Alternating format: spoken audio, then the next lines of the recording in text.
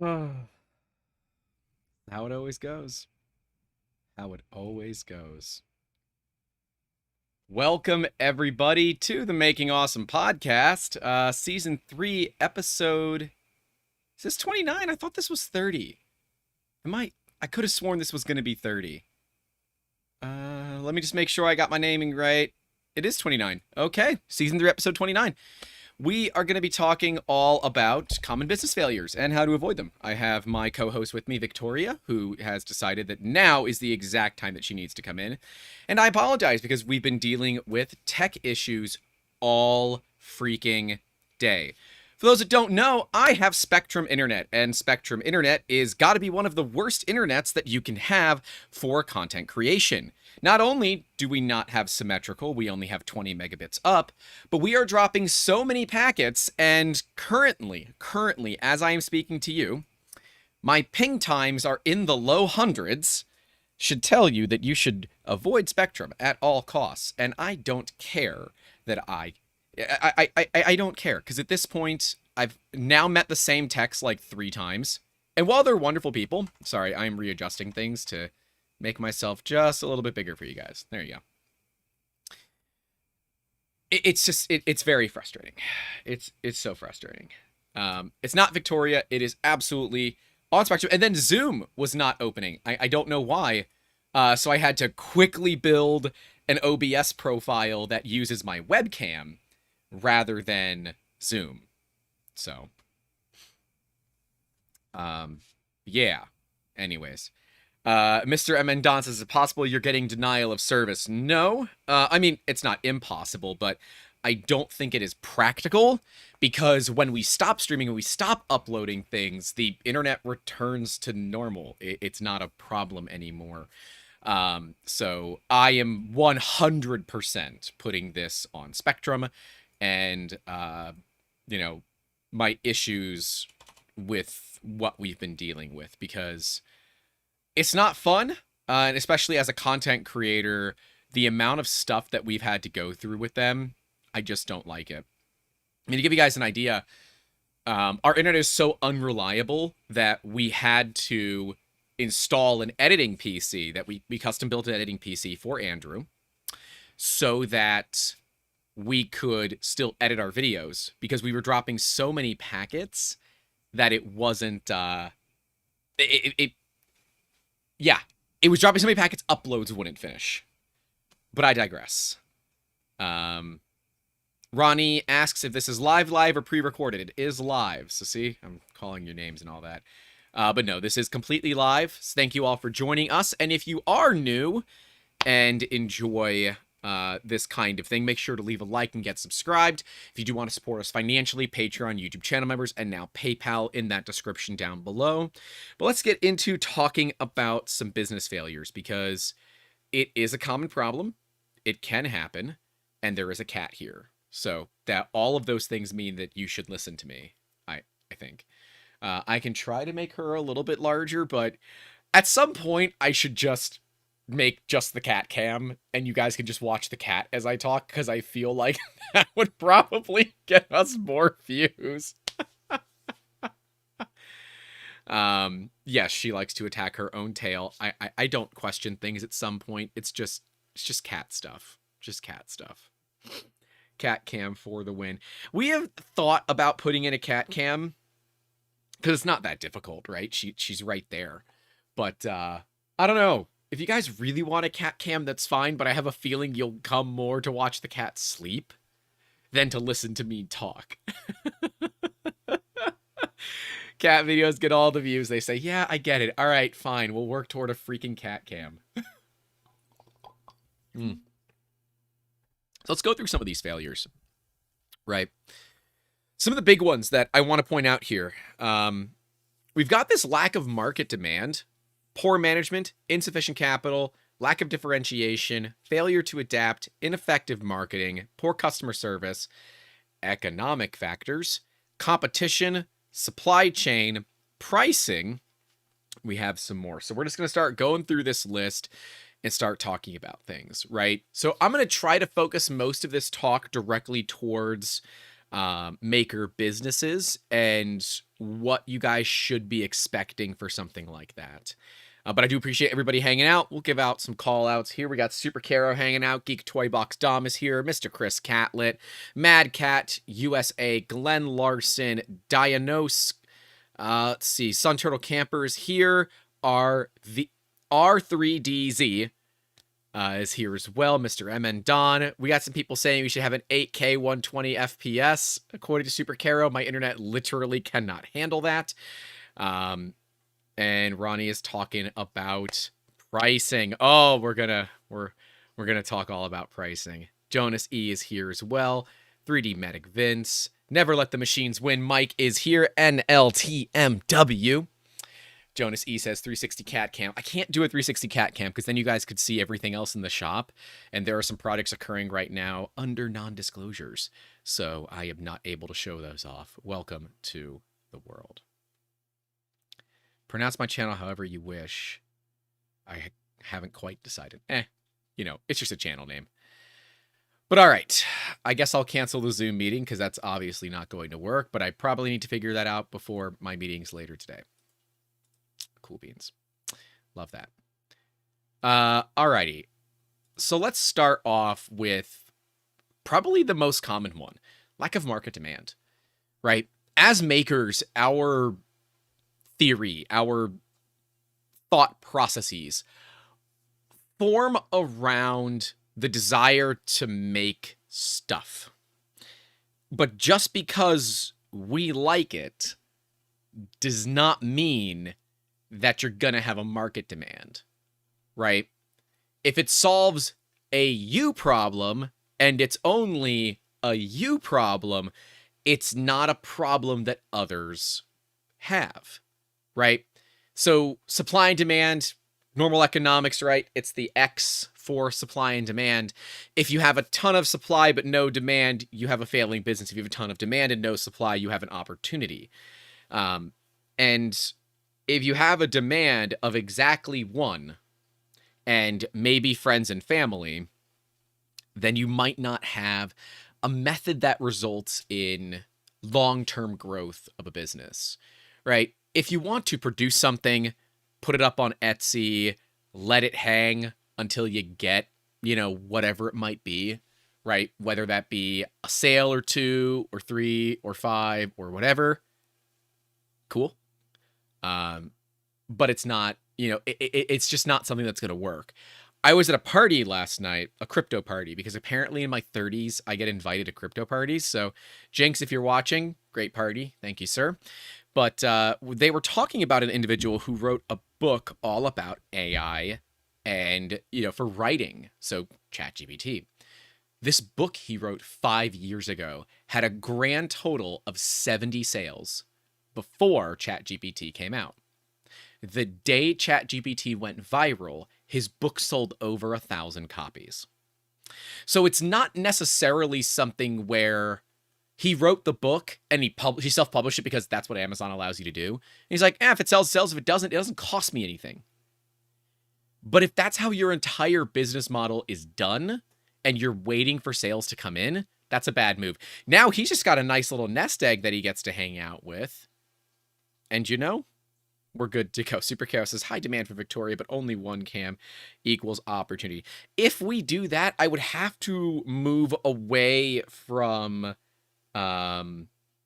Zoom as our main provider for that, because I can only have one Zoom account running on a computer at a time.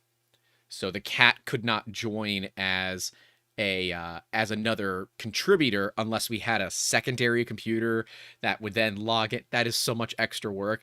I love you guys, but I'm not going through that. Although I guess we have the editing PC above me. That could be the second. Grant, stop it. That's feature creeping. Stop it. You're going to use one computer for this.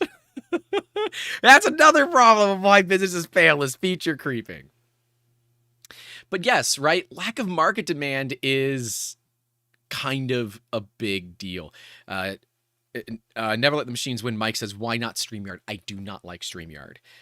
We particularly went with Zoom because it will record each person's video individually, record their audio individually, and it gave us transcriptions, which now I have built into OBS.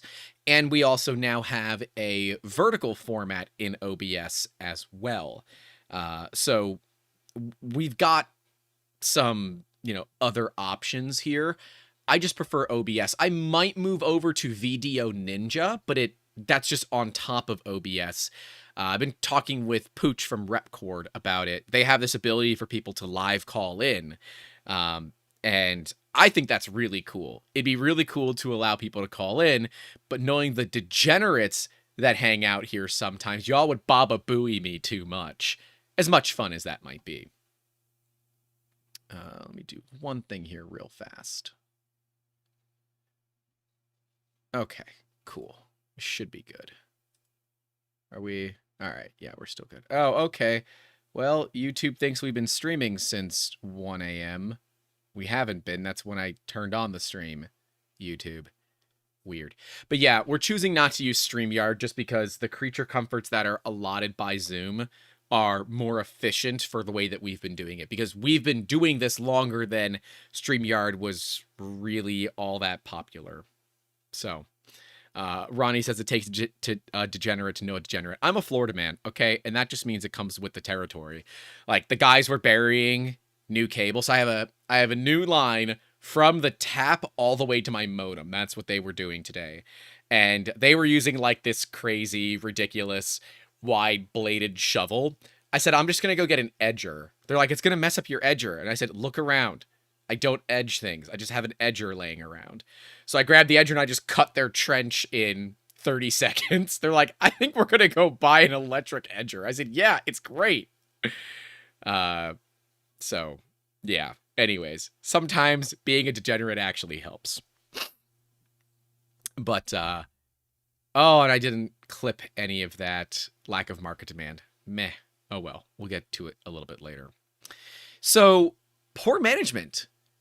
As much as a lot of us don't want to admit it, a lot of us don't know what the hell we're doing. And it's okay.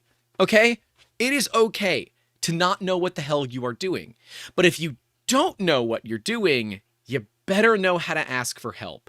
And I get it. It's really hard to ask for help because it basically requires you to be real with yourself and say, I can't do this alone, or I need some assistance.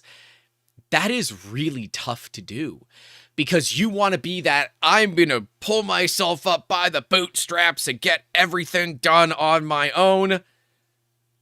But it's not always that easy. It is not always that easy. And oftentimes, learning how to ask for help is probably one of the most useful business tools that you can have. Sure, learning how to negotiate a contract is great. But if you can't ask for help for someone to help you learn how to negotiate to write a contract, then you're not going to get to the place you need to get, right? So if you are the type of person that isn't going to ask for help, doesn't know how to ask for help, and might then decide, oh, I can do this myself, but then you realize, I kind of do need help, and you choose not to get it, you are doomed to fail. If you see problems and choose not to solve them, this is when businesses will start to not necessarily fail, but stagnate when they should be growing heavily. Oh, Wham Bam System says, another Florida degenerate checking in here. Hey, Grant. Hey, I'm assuming it's Peter. Yeah, you guys like us, so that must make you kind of crazy. So a little personal story, right? Around the poor management thing. I have a real hard time asking for help. Like, it sucks. Because it's a pride thing, right? Because asking for help to me means I have to admit that I can't do it myself. And lo and behold, can't do it myself. And I have a business mentor now. His name is Scott, for those that don't know. I did ask him to watch this episode. So hi, Scott, if you are watching this. But he's a great guy. And since Scott has been assisting me with everything and trying to clean this business up, we are doing a lot better. Like a lot better. And while we're not as cash positive as myself or Scott would like to see, the times are a little bit different right now. For service businesses, the markets are tanking, and realistically, things aren't going 100% the way that I want. It is what it is, but as a good boxer will tell you, being able to throw a hit is nowhere near as important as being able to take one. And at this point, my ass looks like freaking ground beef because I've gotten it chewed out so many times, so I can take a hit. I'm not too worried about it. Ben Cox says 100. Yeah, it is tough to admit that you need help. Peter from Wayman is asking, have I read The Innovator's Dilemma? That is one of my massive faults as a person. I don't read a lot. I don't have the time. I am working. I calculated my hours last week. I did 114 hours last week. And I run 7-day weeks. So in 7 days, I worked 114 hours. So I worked almost as much as the average person works in 3 weeks in 7 days. And it means the time I'm not working, I try to spend sleeping, eating, and giving the cat attention. Right? Okay, I'll get the audiobook. Yeah, I gotta start doing more audiobooks. I'm told I gotta look into Audible or Scribd. What the hell? Grant, get these companies to sponsor your podcast. That's what we should do. We should get the sponsors for the podcast. I am also really, really excited because we have our first channel sponsor. I don't know if they're going to be in Wednesday's video. I'm going to add them to Wednesday's video. I just don't know if we're going to have everything set up by then. But I am really excited because we have our first channel sponsor, and that is a big deal for a YouTube channel because it means we now have the financial support of a company that can actually help us, kind of afford the YouTube channel. Which brings us into insufficient capital, right? Insufficient capital is kind of a big deal. Ben Cox says hello to Grant and Amber. Amber is not feeling good today. So everybody wish Amber well. So she's not feeling good today. But insufficient capital, right? Like, as much as I would love to go out and buy, as much as I would love to go out and buy a Prusa Mark IV, we don't have the capital. We do not have the capital right now to buy a Mark IV. I will buy a Mark IV kit, but I'm going to end up buying it with my personal money because we don't have enough cash flow right now to make sense for that purchase, right? And I've talked about this to our Discord, and I'll talk about this more in the Mark IV video that will come out on Wednesday. We are not in a position right now as a company where we need the machine, but I'm at a position as a content creator where I kind of have to have it. So we're going to get a kit because then we can hang out and do a kit build stream, which would be a lot of fun. And I'm looking forward to that. I like building kits, and I think it'll be a lot of fun. And I know some people that already have them, and they've been sending me some really good photos that we can use in the video. But dude, money, right? So you know how they say don't quit your day job? A lot of times there's a joke in there, right? Don't quit your day job. But the other bit of it is actually good advice, right? The good advice of having cash flow. Even if you can jump down to part-time and let your boss know that you're pursuing a entrepreneurial career, and if it's okay, can you jump down to part-time? That way you're not risking potentially mixing your business and their business. And if they're dicks about it, they'll fire you and whatever, it's fine. Oh, my dad's in here. He says it's all about the gummies. That's fair. And so I watched Chris Russell, Practical Printing. Right? Yes. I always get Chris Russell and Chris Riley mixed up, but it's Chris Russell. Unbox the XL, and it comes with a huge thing of giant gummies. I am so excited for that. So excited. It's all about the gummies. That's right. It's all about the gummies. But capital, man, capital's such a big freaking deal.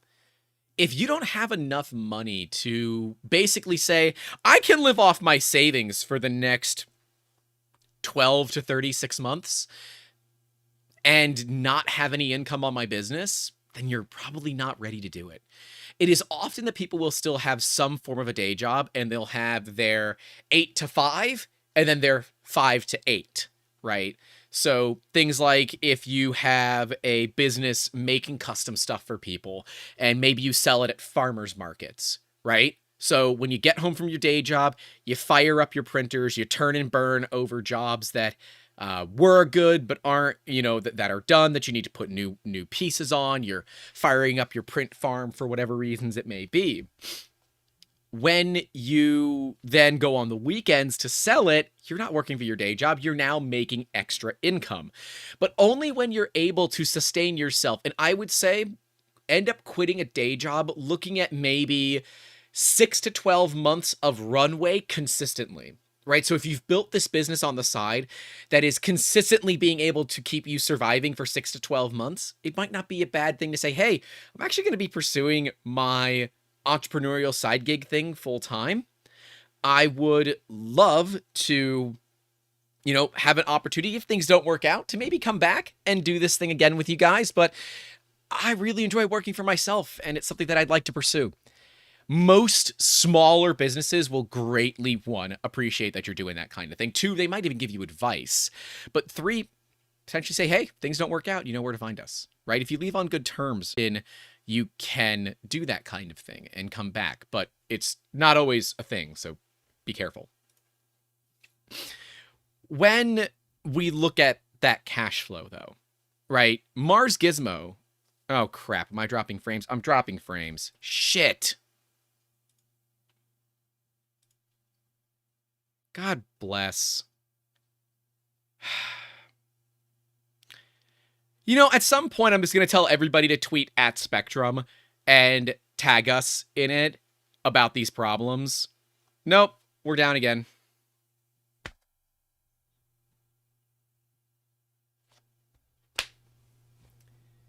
Oh my gosh.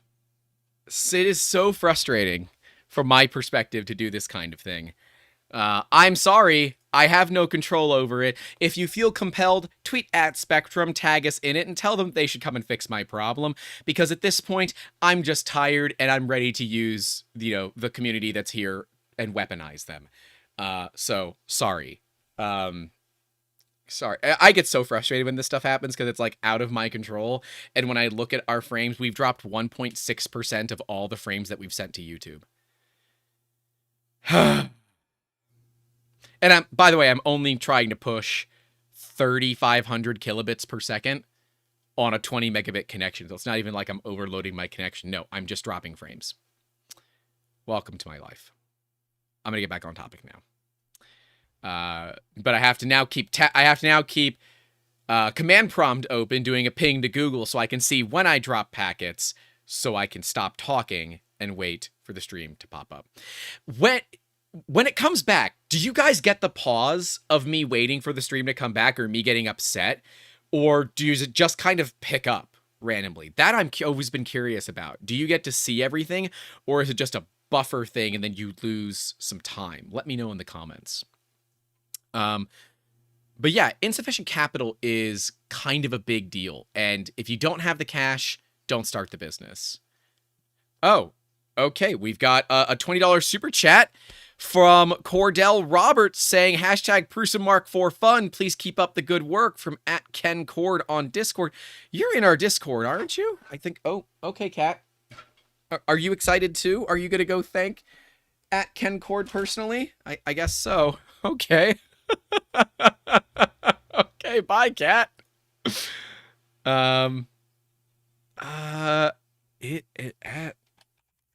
Yeah, okay, it is. Okay, Ken is in our Discord. Okay, I'm like, I want to make sure it's one of our Discord members. All right, cool.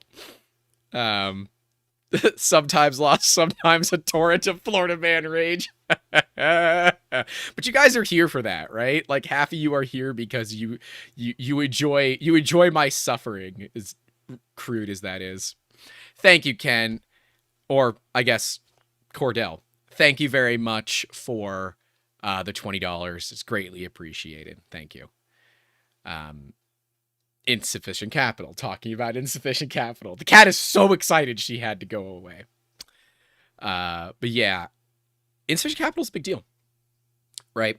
It is the one that I see fail most startups that don't catch all the other problems, right? They close because they run out of money. They don't close because their management sucks. They don't know what they're doing. They don't have a target market. They close because they run out of money. And it's a much easier thing to say, oh, we ran out of money, than to say, yeah, we really didn't know our market. We kind of jumped into this one foot first, or head first, I guess would be the right terminology to use there. And we just kind of sent it. Yeah, a little bit odd there. But you see often that startups will fail because they run out of cash.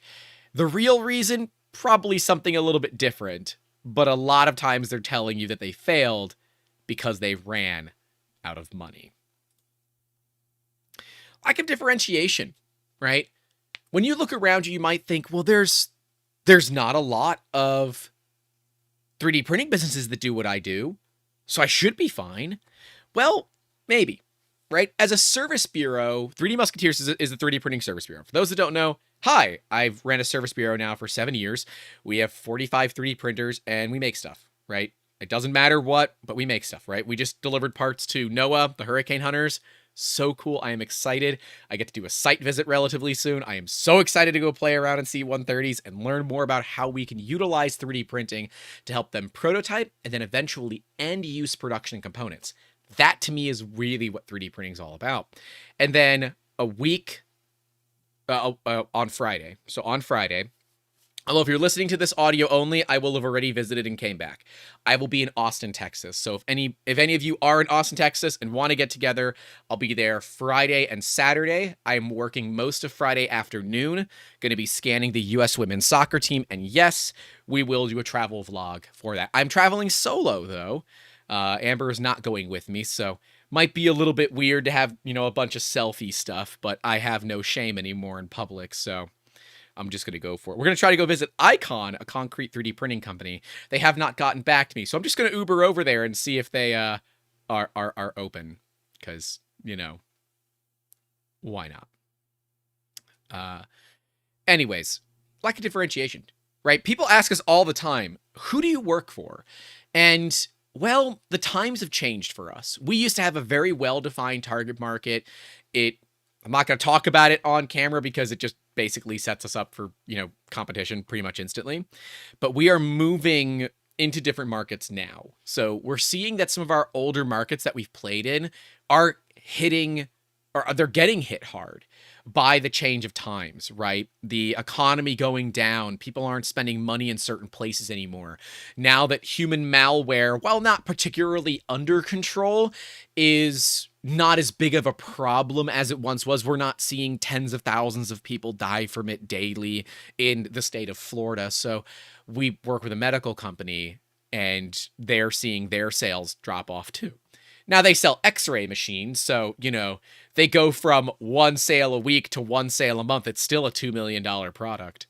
And they cut me on my price. I don't know.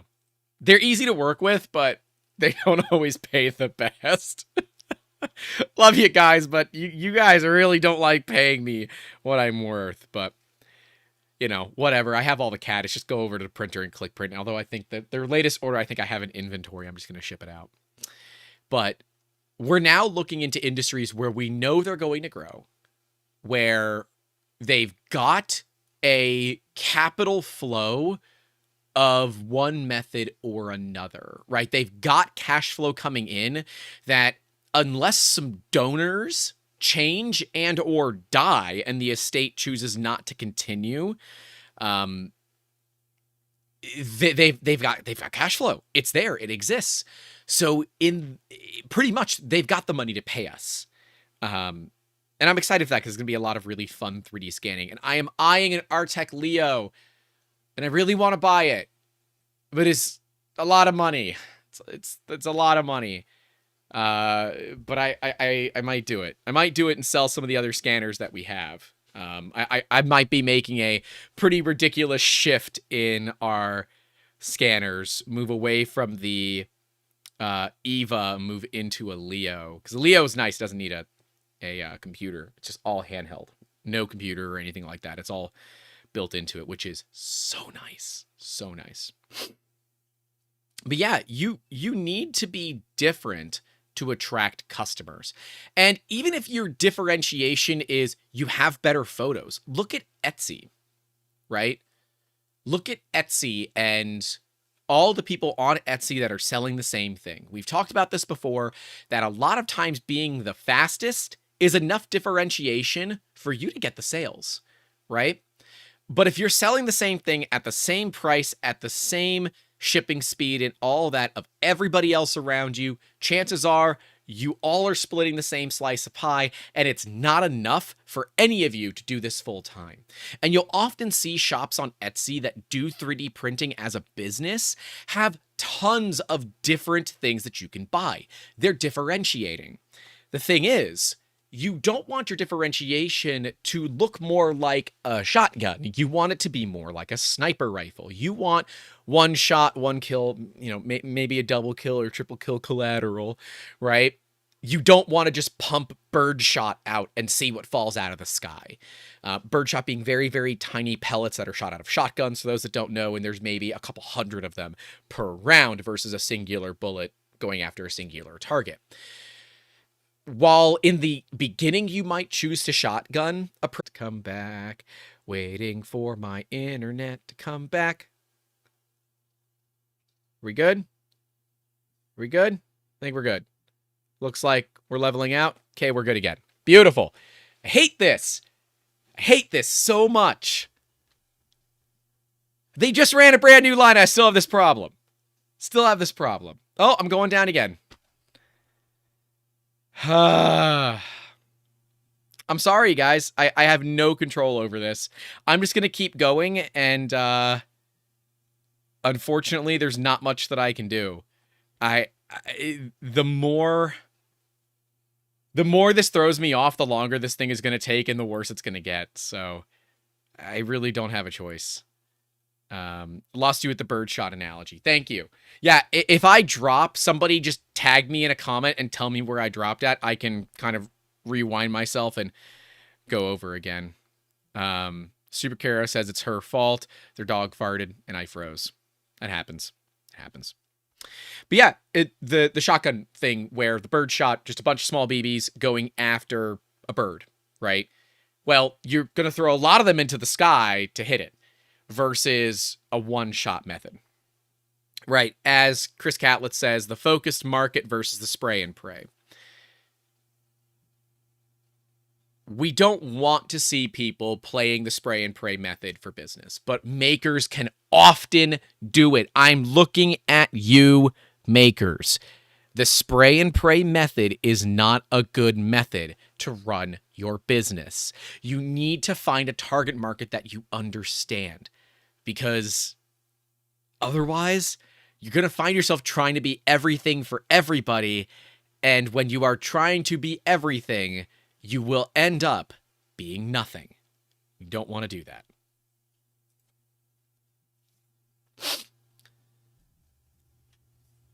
And when you look at differentiation, adaptation comes along as well.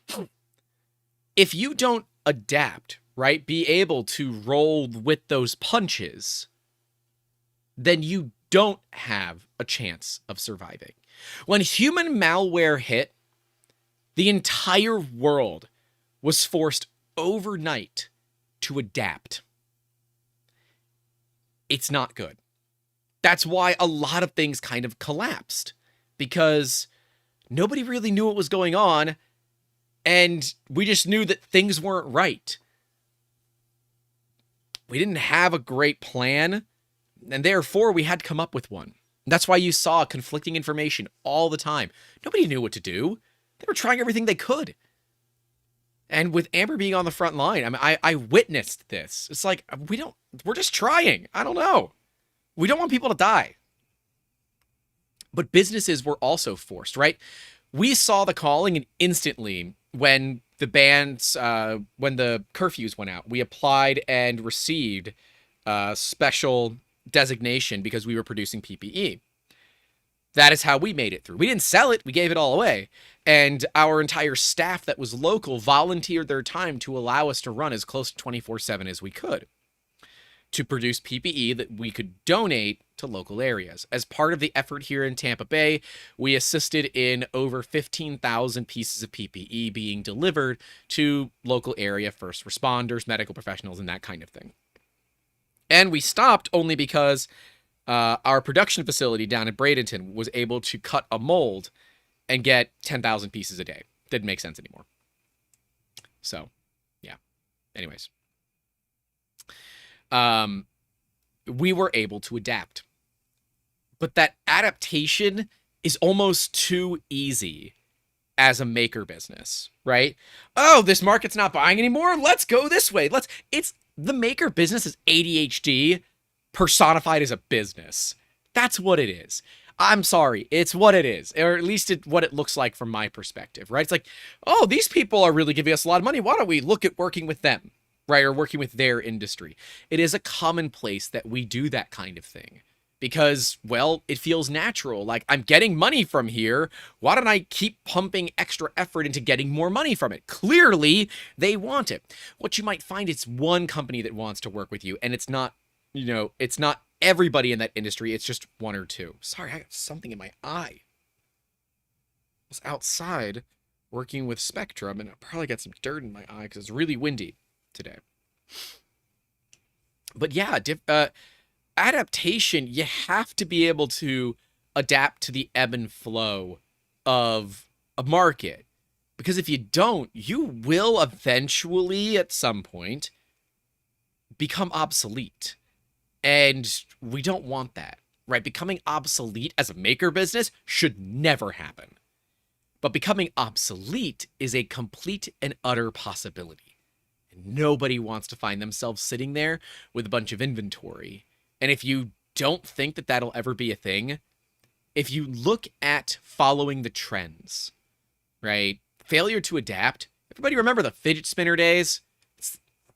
It's probably one of those best business cases that I have for us as a business because fidget spinners made us over $9,000 and we were able to change pretty much instantly when we needed to. Fidget spinners got really big, right? And companies that wanted to sell them now had to place orders from China, wait for them to come in, and then put them on store shelves to sell. That is 3 weeks. If you're Toys R Us, it's 2 weeks. For us, it was 48 hours to order 608 ball bearings from Amazon, get them delivered, design and 3D print frames, and get selling them. To the point that every Toys R Us, I know I'm dating myself, Toys R Us RIP, but every Toys R Us in the area were sending people to us. We had lines out the door for these little 3D printed fidget spinners. We could sell them for whatever we wanted because we were the only ones that were doing it. Because everybody else had to wait for inventory. But even further, when we saw the sales start to go down, we slowed down our order of ball bearings. But when the orders completely died, I was left with I think 24 608 ball bearings. I've used like half of them. They're useful in all these different places. But there are companies that still to this day have fidget spinners on their store shelves that nobody buys because it was a fad and they got stuck with inventory that they can't turn. As a maker business, you should never have that problem, ever. Because you have the capabilities of making whatever you want. Whatever you want. Inefficient or ineffective marketing. It is something that we struggle with. I know the 25,000 subscriber YouTube channel. Oh, by the way, thanks for 25,000 subscribers. We did almost 2 weeks solid, or no, almost a full week. I don't know. We did 1.2 million views in March. And And we saw 10,000 subscribers come to us during March, which is just nutter butters to me. That's even a thing. That many people want to listen to my voice. It's weird. I don't know. You guys are cool, but it feels odd, right? I don't feel like I'm anything special because I'm not. I'm just like the rest of you. I like making cool stuff. And then my dad likes making cool stuff too. By the way, he'll be on Father's Day episode coming up here in the next couple of months, so stay tuned for that if you want to, especially all the people that are new, meet my dad, because he's done these every Father's Day. So for this will be year 3. My dad comes on for Father's Day, and I am locking my mom in for Mother's Day. It's happening. We're doing it. Mom will be on for Mother's Day. But yeah, ineffective marketing, man. Also, yeah, Chris Catlin, Nutter Butters are amazing. One of the best little sandwich cookies, 100%. Like them better than Oreos. I don't mind Oreos, but Oreos, the entire bag just disappears. I open a bag and it's gone. I don't know where, and I am just covered in black cookie dust, but the bag just evaporated. I think what happens is that Thanos snaps half the cookies out of the box. I'm fairly certain that's what happens. My waistline seems to disagree with that, but we're not calling myself out today. Matt Guy says, "What? I gotta find my show notes because I clicked away from it. Show notes, and show notes. Beautiful. Okay, sorry. This is ADHD live. We're still dropping frames. We've dropped over 3% of all the packets. Over 3% God bless America. This is ridiculous.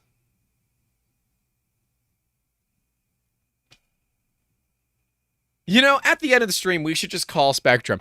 If you are a Patreon member in our Discord, or you want to listen to me call Spectrum live, that is what I'm going to do as soon as this stream is over. As soon as we're done streaming, I'm going to call Spectrum live in our Discord, and we are going to tell them that this is now the 7th set of texts that has been out to my house, the 5th in the past 30 days, and we still don't have a resolution, and I'm pissed. Have I tried tea tree oil? Beautiful. I should send them the live stream link. Can somebody reply to the tweet that I sent out earlier with the packets and say, if you would like to see the problems he's having, just join the stream and watch yourselves. Somebody can do that. I don't want to do that. But we're going to call them live because I'm done with this crap. I'm just not going to do it here. I'm going to do it in our Discord where the degenerates hang out. But yes, we'll do it as a conference call. Anyways, let's talk about poor customer service. I'm going to move past ineffective marketing. We're going to come back to and talk about poor customer service. You know, when you have an appointment scheduled for between 10 and 11, and they call you at 11:15 to say the tech is late and on their way? I know the tech is late. They didn't show up in the hour that I had to wait for them to get here.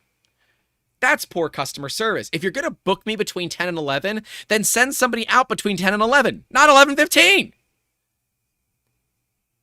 I'm sorry. I'm very frustrated because I pay almost $100 a month for this bullshit, and it is not acceptable whatsoever.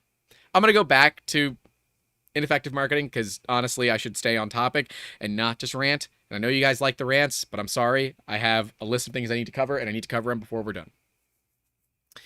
So, ineffective marketing. If you don't really go after that right target audience, you're not going to really understand what that looks like. So, having the right marketing involves knowing your target, right?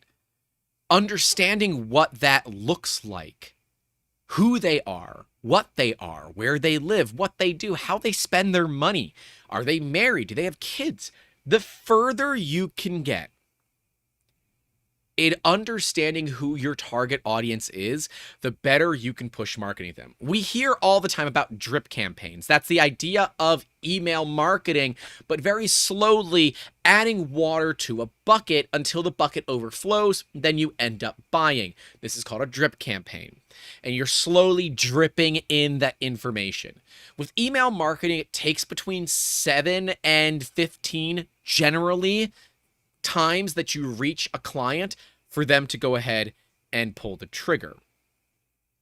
And that is frustrating because obviously you have to spend a bunch of money to get a sale, but you do kind of have to deal with it, right?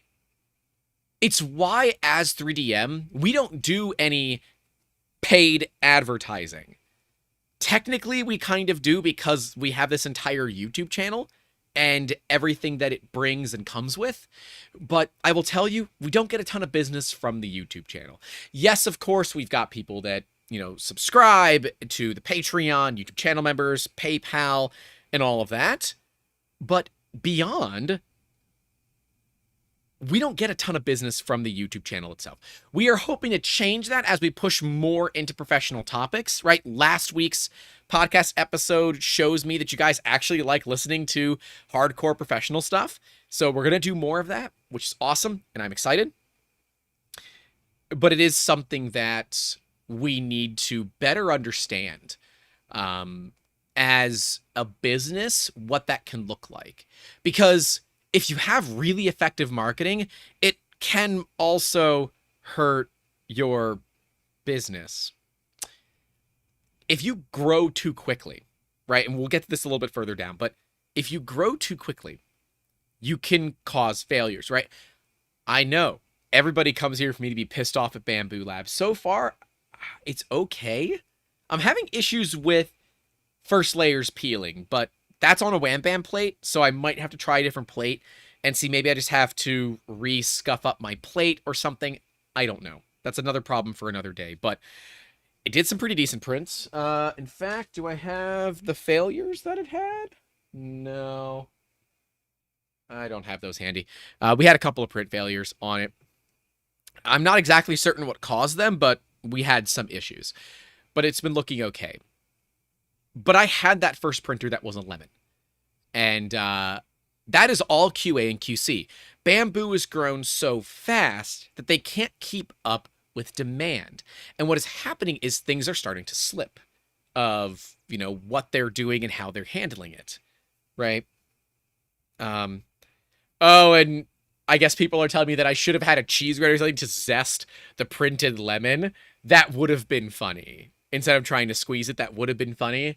That video was completely slapsticky, and I just went out there and said, I know the idea of what I want to do, but I'm just going to do it and see what happens. And thankfully, you guys have enjoyed it. So I do hope you enjoyed our April Fool's special, if you will. But yeah, sometimes your marketing can be too effective, right? Poor customer service. Let's talk about that. If you have a phone number and you don't answer your phone, don't have a phone number. Just don't have a phone number. There's no point. If you're not going to answer the phone, don't have a phone number. Google. So we use Google Voice. If you have a small business and you want a telephone, Google Voice is amazing. It is totally free, and you connect it to a Gmail account that you set up for your business. If you have Google Workspace, you have dedicated numbers for each Gmail account. But even if you don't, it's still a thing. You're able to, actively be able to. Sorry, I'm watching Packet Drop, and it's completely messing with me. We have dropped 4,468 frames, which is 2.5% of all the frames that we've sent to this stream. And it upsets me. Don't forget to like the stream for me getting completely off topic as usual. But, Google keeps track of the phone calls. So when people click the call now button and we don't answer it, Google docks us. So when you call the company, the phone rings and I try to answer it. If I can't answer it, I call back normally within 3 or 4 hours. That's my window. If I can't call back within 4 hours, I will, mark us as closed for that day. Because I don't want people calling us if I can't answer the phone. or at least get back to them in a reasonable amount of time. There's Mike. Never let the machines win. Everybody like that smash button and show your support for the channel. Thank you, Mike. I see you in all these different streams doing the same thing. Mike is a hype man. I greatly appreciate it. Thank you all. Mad Cat, same deal. 45 watching, 17 likes. Hit that like button, folks. And I get it. You hate when content creators say it, but guess what? When people interact with the channel, they interact by clicking the like button. They hang out in the stream. They talk with me, whatever. That tells YouTube, hey, we should send this to more people. We should, serve it out to more people so more people can see the stream. So if you want to see us do crazier projects, like the videos. If you want to see us do crazier videos, share the videos. Subscribe to the Patreon, whatever.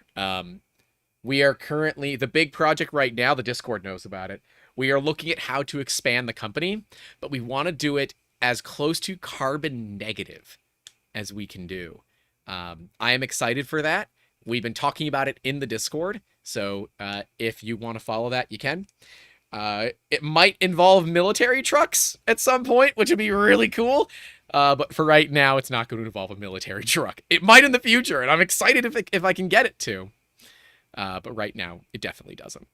But yeah, dude, don't be a dick, right? Poor customer service. It's real simple. Don't be a where they can shove it and how.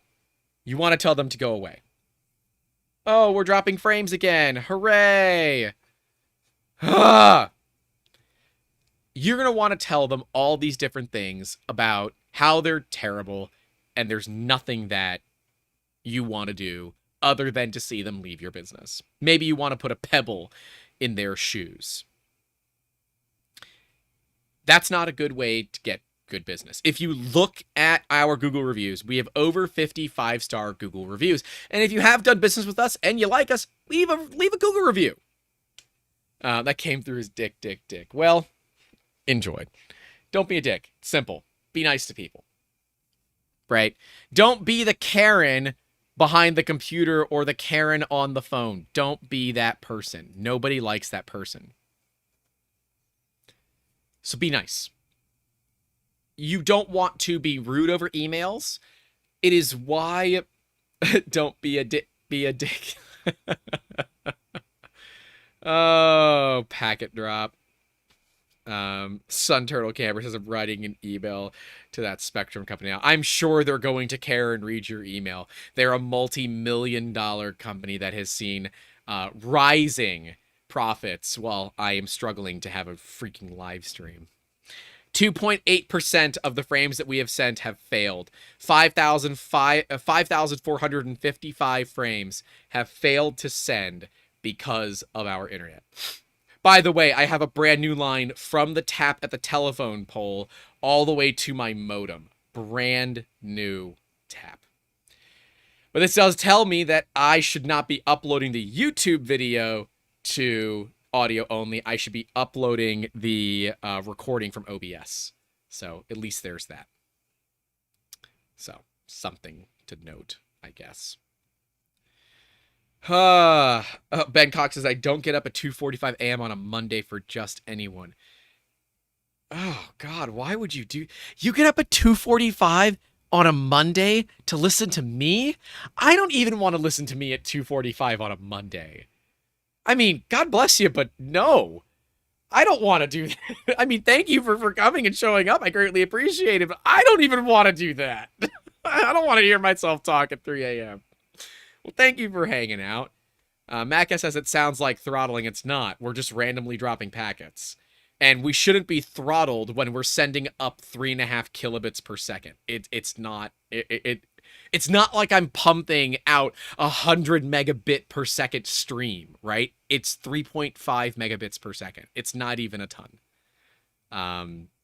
Anyways. So yeah, be nice. Be nice to people. Economic factors, right? Economic downturns can really hurt a business. Right now, I'm not really looking to tell people to start their maker businesses. The economy is in a lot of odd flux right now, and there are some things happening overseas that make me a little uncomfortable to tell people, go quit your day job and risk it for the biscuit. I get it. You have to take some risks before you can end up succeeding. But right now, I don't think is that time to do it. Save your pennies, keep your day job, have a side gig, make some beer money, whatever it is. Look, make a small business that you use to pay for date night, that you use to pay for more filament and more filament and more printers, right? Because if you're pricing your stuff accordingly, you should be able to buy at least 5 rolls of filament for every one roll of filament that you sell of printed parts. And I know you might say, Grant, your prices are too high. I don't give a shit. Your prices are too low. And if you think that you can have a successful business at less than 5 times cost, you're out of your mind. Not in this industry. Because your expenses, especially your time, are way more valuable than you think. And when I spent 3 hours cleaning parts for Noah, and I realized that I only charged them $500 for prints that I did in 72 hours, I realized I woefully undercharged them. It is what it is. But they know that, they appreciated it, and they know the next one's going to be a little bit more expensive. First one is kind of on the house. The next one is going to cost you. But that's okay. I made a little mistake because I didn't realize how much support material their parts were going to need. And you know what? I paid the price. It happens. Competition! For maker businesses, honestly, you're not going to run into this all that often. You're just not. You might have people that do similar stuff to you, but ultimately you are able to differentiate relatively easily in a way that is meaningful and not all that destructive. So, if there are people close to you that do similar businesses, go talk to them and say, hey, I'm starting up a new business, doing very similar stuff, but I don't want to compete with you directly. Do you mind if we sit down and make sure that we're not going to compete over the same slice of pie?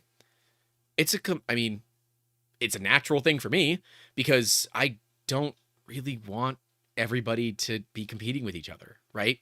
There's enough pie out here for everyone to get a slice. And other than the aerospace market, but I live in the high-tech corridor of Florida right off of the I-4 area, so we have a lot of aerospace companies out here. There's enough aerospace to go around as well, so we can all compete in that. But realistically, when you look at bigger markets, I don't want to be competing directly with somebody over a market that maybe only has 5 or 6 customers, right? Because then we have to split it between us, and they're not good enough for anybody. So, anyways, economic factors can... Oh, we're going to talk about economic competition, right? Why fight over the same slice? And especially someone that's been doing it longer. We had someone locally that called me and said, I want to start up a business to compete with you. Can you help me? I said, no, I'm not going to help you. Well, why? Competition is good for the industry. I said, but why would I directly help you to hurt my business? That doesn't make sense. They were very adamant that it is only good for the both of us. I said, it only really sounds like it's good for you. But realistically, I can just advertise against your company and shut you down pretty fast if I wanted to. But I can ignore this phone call, pretend it didn't exist, and wish you the best, and say, stay off my lawn, pretty much. And they were not very happy with that. And I said, hey, if you think you can compete with the big boys on anything other than price, I wish you the best. My prices are set in such a way that I actually value my time. And if you try to undercut me by any meaningful value, you're going to find that you're working for free. No one wants to do that. Supply chain and scaling. Well, hold on. Go back to competition. Blue ocean, right? There's very few other ships in there or no ships in there, which gives you the ability to walk into a market that is undersaturated and be able to get them, right? Find them, talk with them, work with them, obtain them. The nice thing is when it comes to a business, a lot of the times once they get a vendor, they don't really look around for anything else because there's not generally a need for it. They've got a good relationship and they can talk with somebody directly. If you are in our Discord, after, well, I was going to do this after, but after the call to Spectrum, as soon as the stream is over, we're going to talk all about business. We have a couple of the members of our Discord that are actually looking to start their own side gigs, and they want to learn more about this in depth. I said I will happily jump on, talk with you guys in the voice channel of our Discord, just hanging out and talking more about your specific businesses, what you can do, and how to make them successful. Because it is really scary. You might just say, oh, well, I can figure out this business thing. You can't. Well, you can. It's just going to cost you a lot of money and take a lot of time. It is always good to have a mentor or someone that you can help, that you can ask for help. The individual asked for help. I don't want to name anybody. They're in the chat, but I don't want to name them. They said, I'm thinking of starting a business. I said, well, do you want any help? They said, well, sure. I said, all right. After the stream, we'll hang out. But I don't consider them competition, right? If they were up the road from me, I'm going to help them a little bit differently than I will help. This person doesn't even live in the same country as me. So I don't care, right? Geographically, they're not going to compete in Florida. They don't care. They want to deal with their local areas instead. Now, we've got a Patreon member who's local enough that he's been to my house and seen the craziness that's in here. Dropped off a printer that we're going to do a video on soon, TM. And he does a market that I don't touch. He likes to go to farmers markets and sell there. But he found that there was somebody else selling there as well. He sells for relatively cheap, which I think is a little too affordable, honestly. I think he should be higher priced. But he prints with all bamboo, and he has a great experience with them. So it is, I'm not talking about you, Mike, but I mean, at this point, I should probably just give you a link to our Discord if you are into that kind of thing. I hook people up that help us out. But yeah, don't be look, don't just compete on price. That's really all that I need to say there. If you're in a crowded or oversaturated market, stay away. It's bad news bears. We then have to deal with supply chain. Supply chain is interesting. For those of you that live near a micro center, you don't have to go through the same thing that I do, because Micro Center becomes your inventory. You don't have to go through all of this anymore because you can just walk into a Micro Center and get whatever you need. Might it be the color you want? Maybe not. So if you get a lot of orders of black parts, keep 5 or 6 spools of black in inventory. But otherwise, you can just go into a Micro Center. It is a 15-hour round trip drive for me to go to a Micro Center, which I can't say I've not ever done before. Oh, I forgot to do my tweet that we were live now. Oops. That sucks. Oh well. Is what it is. Oh, I'm getting tagged in a bunch of tweets. What a surprise. I just looked at my Twitter. You guys are monsters. And so great. So great. But yeah, Micro Center is a great way, if you have one reasonably close to you, that you can play the supply chain game.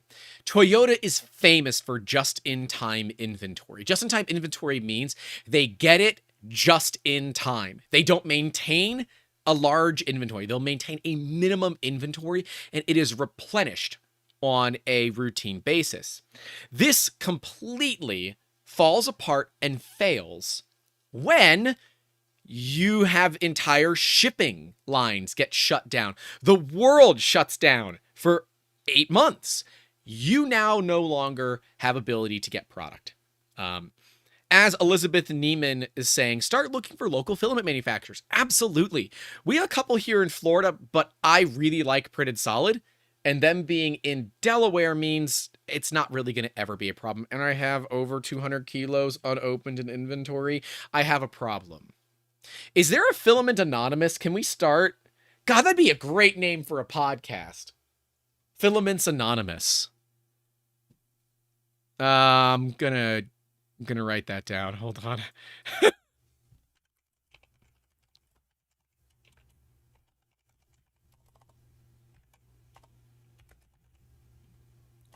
Because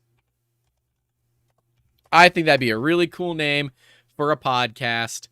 And I've wanted to start a different podcast, all that are all live call-ins and that kind of thing. So Filament Anonymous. That's a great name for a podcast. F.A. Anonymous. Yes. Courtney should be involved, but no shaming. God, I don't shame Courtney for her filament. I'm jealous. I'm jealous of her organization. If you don't know who we're talking about, Courtney is the mad lad behind Filament Stories. Go to youtube.com/Filament Stories. Go subscribe. Go take a look at what Courtney is doing, and it's pretty great. 3D Medic Vince says, hello, my name is Vince, and I have a filament addiction. Great. Or Joe the Filament Librarian, both of which are previous podcast guests. But yeah, supply chain can bite you in the ass. If you buy your filament from overseas, you normally are buying by the container, right? Because there's really no good way to buy it otherwise that isn't like really, really, really expensive. So me, I'd rather pay more money, get it locally here in the States, get it local to you. I mean, if you're in Canada, Sparta 3D is an option. I have not had great luck with their filament, but I guess that could also be down to shipping it to Florida. I have no clue. Geek Toy Box Dom says, I totally didn't come home from Maker Faire with 6 spools I didn't need. Look, I'm packing for the Rocky Mountain Rep Rap Fest, and I have an entire empty suitcase that I am bringing. An entire empty suitcase that I intend to fill before I come home. So, that's a thing. But dude, yeah, supply chain can really bite you. As a maker, right, we tend to keep inventory. Like, I know that we get lots of orders of black and gray parts. I have over 10 kilos of both in stock. It works. I love it. Because as I use it, I have to then go through and replenish it. As we get down to 5 kilos, I'll reorder. It makes sense. It's simple. Dom says, I'm flying with 2 free bags with 2 people. Neither of us need more than 1. That is correct. Same deal. Flying Southwest. Pricing! You're too cheap. Raise your prices. I don't care. Raise your prices. I don't care what you're telling me. Raise your prices. I know you're going to get mad at me, but Grant, I don't want to raise my prices. I don't care. You're too cheap. Raise your prices. I'm sorry. Those of you that are selling for double cost saying, well, I can buy a whole nother roll of filament. You're too cheap. Raise your prices. On the business to business side, if I can't add a 0 to what the filament cost me when I sell it, I'm not happy. If I can't add 2 zeros, I'm looking at how I can. When you look at doing big business parts, you want to spend and charge big business money. Ultimately, you need to look at what it takes to make more money. If you want to turn this side gig into a business and not have it fail, you need to make sure you're covering all of your expenses. And that means paying yourself. I know, says the guy that hasn't paid himself. I have a lot more expenses than most of your businesses do. We run almost $3,000 a month, and we don't have a physical location, okay, of just expenses that the company runs because of staffing, YouTube channel, all that other stuff that we have, about $3,000 a month. So I got to sell to make up for that. Those of you that are just starting out might not have that problem. Things like you can take tax deductions. If you own your house or you rent an apartment or whatever, and you're able to put your business in a room that is not your bedroom and it has a door in it. It has to be able to be segmented from the rest of the house. You can write off that square footage against your mortgage in the United States, against your rent, as a business expense. There are ways to play the game that you can't necessarily do when you're my size, but it's fine. But when you say, well, Grant, I've got enough money, I can do all of these things, I'm fine. I'm sure you are, but that doesn't mean that you should lower your prices to get more business. If a company is looking at who can do it for the least, it's not the kind of company that you want to work with. It's just not. NLTMW micro machines. Win says, how do you contain your home business to just one room? I never said contain it to just one room. I said the rooms must have doors. So if you put, like, I have some inventory in my living room, I can't write that off. And my office doesn't have a door in it, so I can't write that off either. It sucks. I kind of want to put a door in here just to deal with that problem, but my air handlers for the entire house is in here, so it can't have a door. Problems. Welcome to Florida. But yeah, there are situations where you can do things like that. A YouTube channel depends. Like, I can't edit, so it doesn't work for me. Zerna asks, does a bead door count? Well, the curtains that I have up don't, so I can't imagine. It can be an open door, but the door couldn't open. Yeah, it would have to open outward, and it would be weird. Anyways, install a pocket door. I don't have space to do that, unfortunately. The walls are the thickness of the studs and drywall. There's no room for a pocket door, unfortunately. That'd be cool though. Be really dope. But yeah, right? You want this to eventually pay for your mortgage. And if all of your customers are bitching about your price, they might be consumers, and you might be needing to look for a different market. If you're playing in the business realm and they're complaining about your price, ask why. Ask why they're having an issue with the price. Say, well, this guy's giving it to me for less. Well, I'm giving it to you faster. I'm an expert in what I do. If you are an expert, don't fake being an expert unless you are really up there. And honestly, I don't like using the term expert, but you kind of need to, right? I've been doing this for 15 years. I'm basically an expert in what I do. But I believe that someone that calls himself an expert is not an expert. Somebody that says, well, I'm not an expert, I'm always learning, so that means I'm not an expert. Those are really kind of the true experts, the ones that are always under this guise of getting smarter every day. Shout out to the awesome YouTube channel, Smarter Every Day. If all you're going to do is race to the bottom for pricing, that's how we get more ANET A8s. Don't be the ANET A8 in your area of 3D printing. It doesn't end well. It ends in house fires, right? And don't be afraid if you don't know what you're doing. There are amazing resources likely local to you. Things including entrepreneur centers, maker spaces where you could look at, adding capacity by utilizing machines there when you need to. We have economic development councils here in Pasco County, and I'm actually the entrepreneur in residence for the Central Pasco location. So I get an office in exchange for helping out businesses start, grow, and eventually launch outside of this incubator.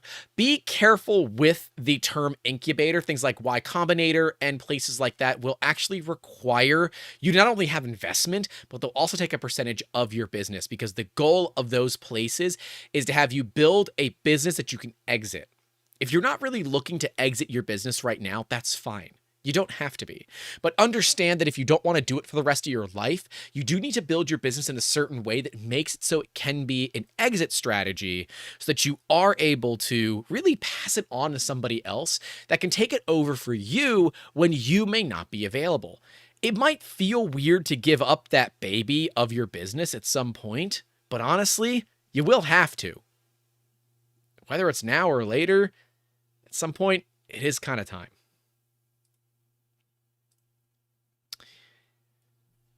Looking at this idea of getting paid on time, a lot of businesses will say things like, oh, we'll pay you net 30. Net 30 means you deliver the parts, 30 days later, you get paid. One of my medical device companies pays me net 20. They wanted net 30. I wanted net 15. We settled it net 20. They pay me net 20. No big deal. But I have to account for that, because if they place a $10,000 order, I now have to front all of that capital for an extra, basically a month. and a lot of times goes over a month. So I have to look at how that affects my finances and cash flow for the business. When you are just starting out, you really want to get paid upfront. You will find these inventors that'll come out of the woodwork and say, well, if you do all the work, for free, I'll cut you in. Stay away from those people. They're not good for your business unless they really, truly know what they're doing, have an experience of doing this, have patents and all of that here. It's not fun. And as Mike says, around here, net 30 realistically means net 60 or net 90. What we found is if we offer a 2 to 3% discount for companies that are new, that want terms, to pay in 5 days versus 30, I get that payment in 5 days. And I can account for that discount by just artificially increasing my price to accommodate it. Bingo. That's the way you do it.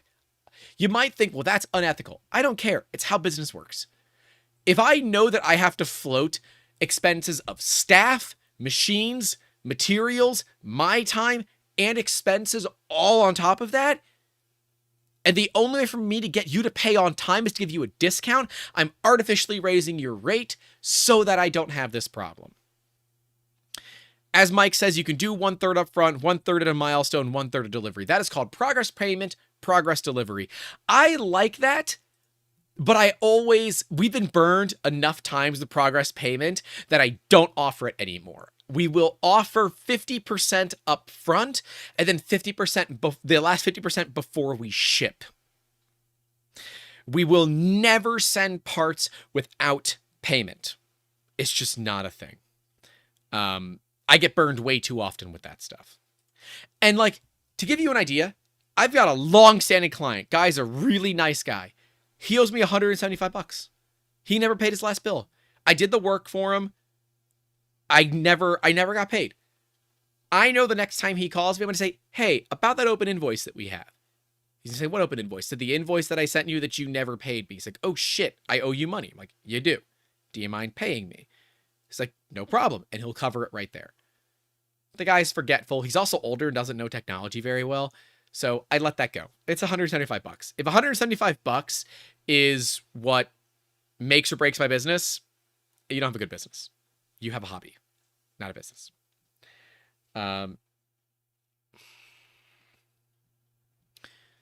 Ronnie says, I'm not all that amounts of money, so upfront is only option. Simple as that. Yeah.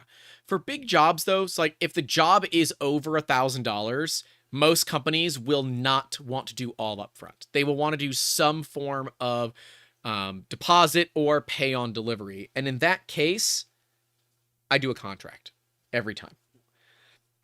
Because I need to make sure my ass is covered at the exact same time. Because it is not something that I want to be dealing with when a customer doesn't pay me. Because it's not my fault, it's their fault. So overextending, right? Looking at trying to do too much. Working 114 hours a week is not sustainable at all. I know it's not sustainable because I'm living that life. But we're at a point where I've got a lot of kind of irons and fires. I started another company. I cannot talk to you guys about it. Not right now. At some point I will show you, but we got to have our products functioning before we talk about it. But I started another LLC and I have business partners for this one. So, being able to understand what works and why and where is important. And as Mike says, learning to say no. A common business model, and it even rhymes, is if the money is there, I don't care. And when times get tough, you find yourself running back into that statement because it is very comfortable. It's easy. As a, small business, I can make whatever I want for whomever I want. It's easy. But realistically, you gotta play the 80-20 rule. And no, not the aluminum extrusion. It is 20% of people will take up 80% of your time. You should be cutting at least half of them every single year to look at what makes more sense for your business, making you more money with less of your time. You only have 24 hours in a day. You have a finite amount of time that you can get work done. And if this is a side gig for you, often you're replying to tons of emails as soon as you get home. They're not going to see it until the next day. You have all this extra lag time that you add. It is complicated. Burning the candle from both ends is how a lot of people start businesses. And I'm not going to say it's not, something that you can live with, because you can eventually live with it. But it shouldn't be something that you have to do long term. It will start to wear on those around you. You will likely be able to deal with it better than you think, but you're going to be tired all the time. You're going to be frustrated all the time because you're working hard, you're not making money. And if that's the case, it's time to reevaluate what you're doing. That's what I'm doing, right? I'm not cash flow positive enough to be able to just drop money on a Mark IV. I said, what the hell is going wrong? We got to figure it out. So we're figuring it out. That's what business mentors are for. Ben Cox says, I feel you. When you look at your effective hourly rate, it's depressing. Dude, get this. 2021. If we looked at my effective hourly rate, the more time I worked for the business, the worse it was. We lost money in 2021. So that means the more hours I worked, the less my time was actually worth. My time was worth negative money. That's not good. I am fixing that. We fixed it in 2022. 2023, we're fixing it as well. But we got to set goals, right? Like our goal of hitting 100,000 subscribers by the end of the year. It's going to happen. We're going to get there. We're at 25K in Q1. We will actually, if we can continue this same kind of growth, we'll get there hilariously, which is funny to me because I honestly didn't think it was going to happen, but I think we can do it. I really do think we can. Ronnie says, during the human malware, I used to work for a government department related to human malware stuff. We worked 360 hours of overtime per month. I can say from experience, it's not doable over a long time. See, the difference is, though, you likely got extra pay for that overtime. Quite a bit of extra pay for that overtime. When you're working for yourself, overtime, that's regular time, baby. Let's go. Right? Sun Turtle Camper says, you shouldn't buy more printers if your existing printers don't run 24/7. I completely disagree with you. In fact, I believe you should have enough printers so that you only need to run 12 hours a day. You don't want to find yourself waking up in the middle of the night, changing over prints. It will absolutely destroy your sleep schedule. If your 3D printers are running all the time, it's time to buy more. Okay? It's fine. Spend the money. Because if you're running that many printers that long, you should be making enough money to buy another printer. So if you have one printer running 24/7, you buy another one. Now you have two printers running 12. You buy another one, and you have 3 printers running 8. Wait a minute, 8 hours? That means I can come home from my day job, click print, do everything I need to do, go to bed, wake up, the prints are waiting for me, click print again, go to work, come home, the prints are waiting for me. I try to make it so no individual machine in our shop runs for more than 12 hours at a time because I don't want to wake up in the middle of the night. When we do production runs, I like to do 12, 16, or 28-hour jobs. Those specific numbers. 28 hours is great because it means you can start something early on in the morning. Let's say I wake up at 5, 6 o'clock in the morning, start the print. It'll be done around 10, 11 a.m. the next morning where I can start the print again. Then it will be done around 4 or 5 o'clock. Then it will be done around 8 to 9 o'clock, and then you end up losing some time overnight. But oh well. Right?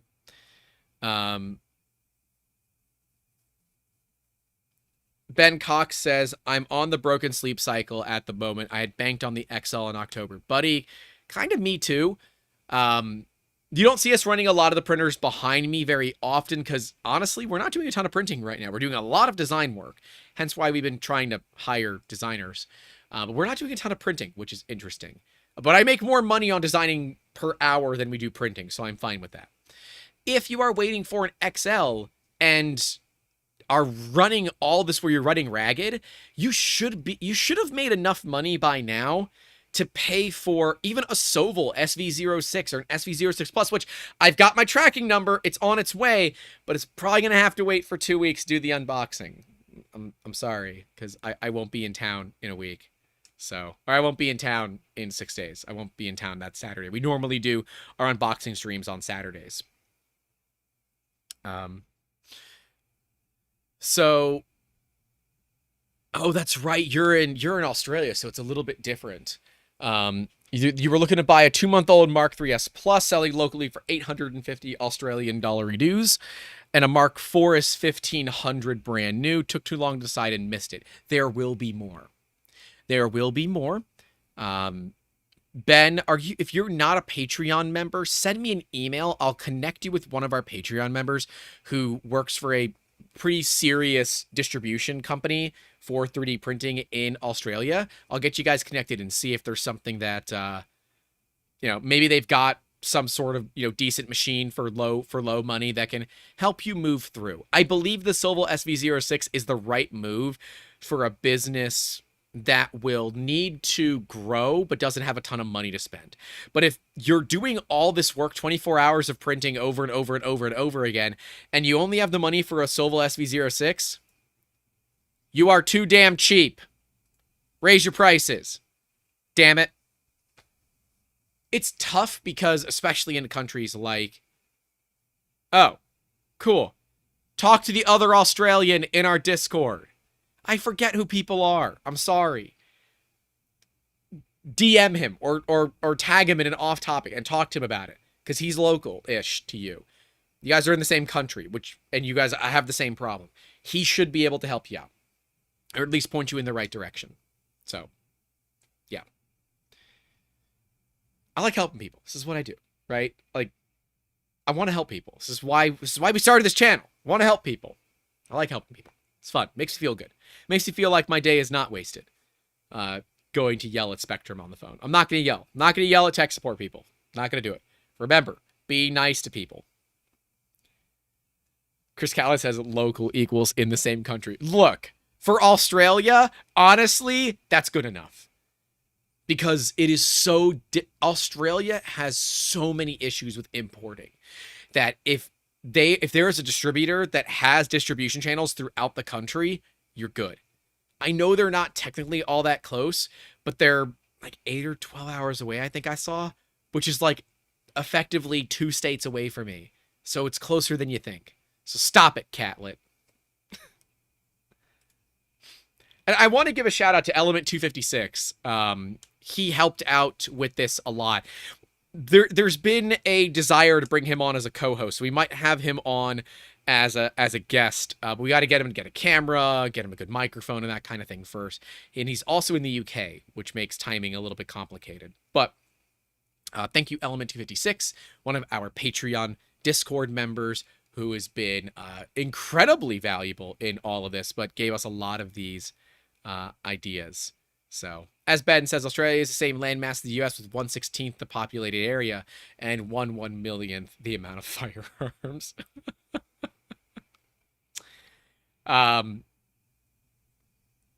So yeah, we look at all these different problems for business failure. But how the hell do we solve them? Well, when we look at things like lack of market demand, do your research, right? Test before you jump. Test, right? Suntotal Camper asks, how many of your printers are running right now of your 40? About 6, but here's why. We don't do a lot of resin printing. I have 11 resin printers because we have 10 different materials for resin that we currently print with and 1 spare. So a lot of those sit idle 90% of the time. They're $300 printers. I don't give a shit if they sit idle. Does it suck that it takes up what could be very valuable shelf space? It does. We might look at moving them somewhere else in the future, but they can sit all they want. They don't cost me anything to be turned off sitting on a shelf. And yes, resin is toxic. But yeah, I will say we have a lot more printers than we need. But when we were running really, really hard, we needed more than what we had. And I said, no, historically we need roughly on any given week about a dozen printers. Like, to be good, we need about a dozen printers. And that's okay. We have more than double that. But it's because we have more than one technology that we chose to bring in more machines. So, you know, one of those good things. Russ is here. Hey, Russ, how you doing? If you guys didn't know, Russ is also a Patreon member. He recently sent us an Incompetent M5 that we did on a previous stream. If a mod wants to drop that stream link in the chat, that'd be awesome. It was a really, really cool stream. I have been really running that printer like nobody's business, and it has been impressing me. Really impressing me. Sunturtle was asking how much total have you put into your printers? I'm guessing you're asking about price. We have over $100,000 of printers here, but one of the printers was $70,000 brand new. We didn't pay that much for it, but you know, we paid a fair bit. We have over $100,000 in our printers. So, yeah. Anyways, poor management. How do you deal with that? Acid test. Get a mentor, get assistance, listen to what others tell you. Be the person. So be the manager that you never had or the manager that you always wanted, right? Be that person that you need to be successful. Insufficient capital. Do not take a credit card loan. I'm going to be real clear here. Do not take a credit card loan. Hell, don't take a loan, period, if you can avoid it. We do have a loan as 3D Musketeers, but it is an EIDL loan, which is Economic Disaster Impact Relief. No? I don't know. It's a loan at 3.75%, which is stupid low. Like, it's lower than inflation. It's quite literally free money. So I'm fine with that.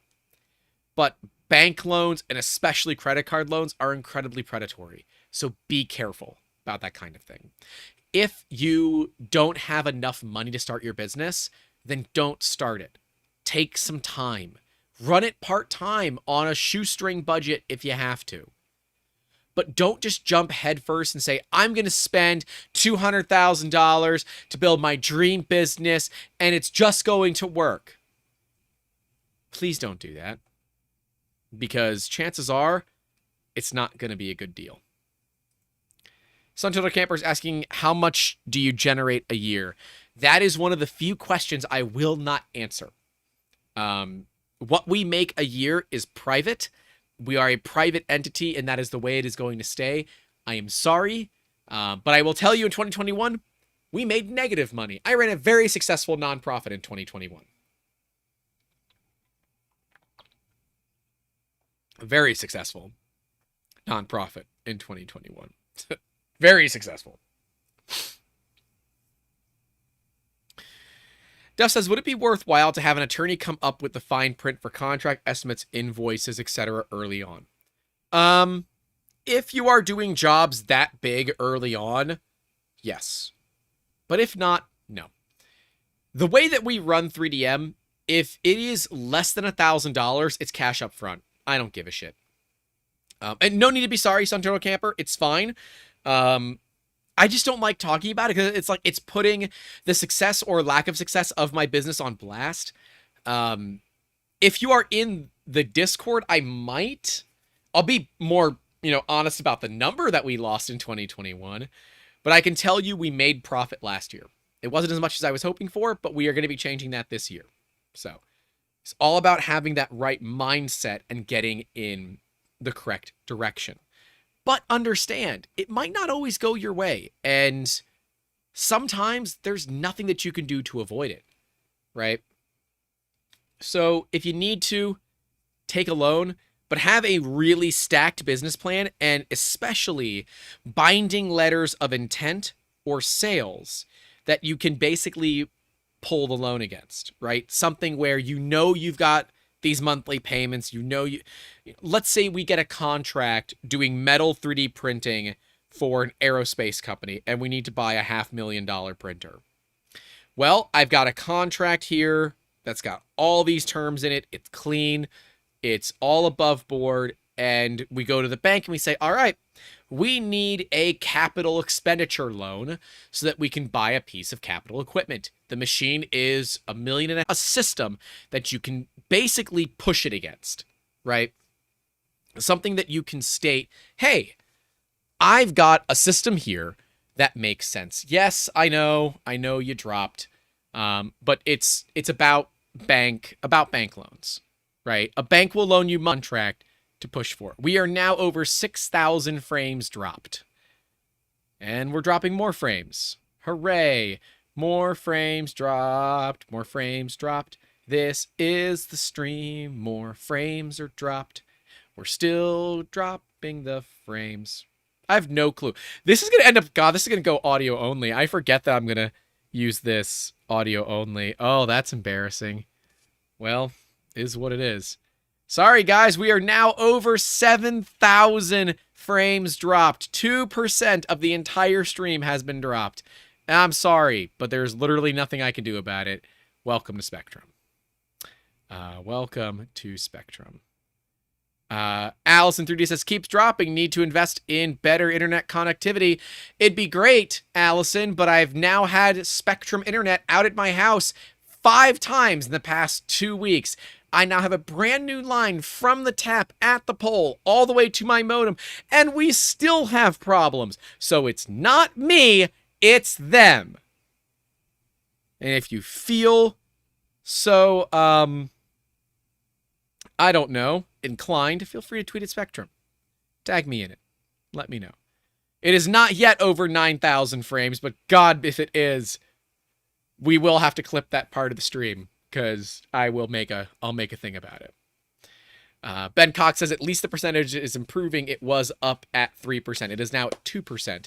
But realize, Ben, that means we've lost 2% of everything that I've said here today. That's pretty crazy. Photo says it's you and you know it. Actually, it's all the new construction around me.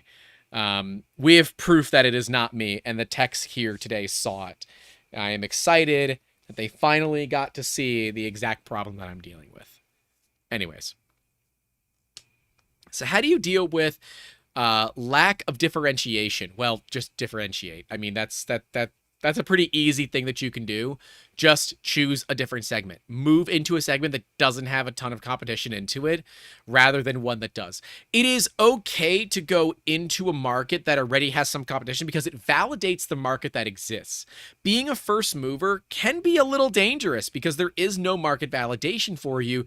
You kind of just have to send it and hope that it works. You can do all the research in the world, but if somebody else hasn't taken the risk for you, you're the one taking the risk. Photo says it's always me. That's fair. It is always me. That's fair. So failure to adapt, just roll with the punches.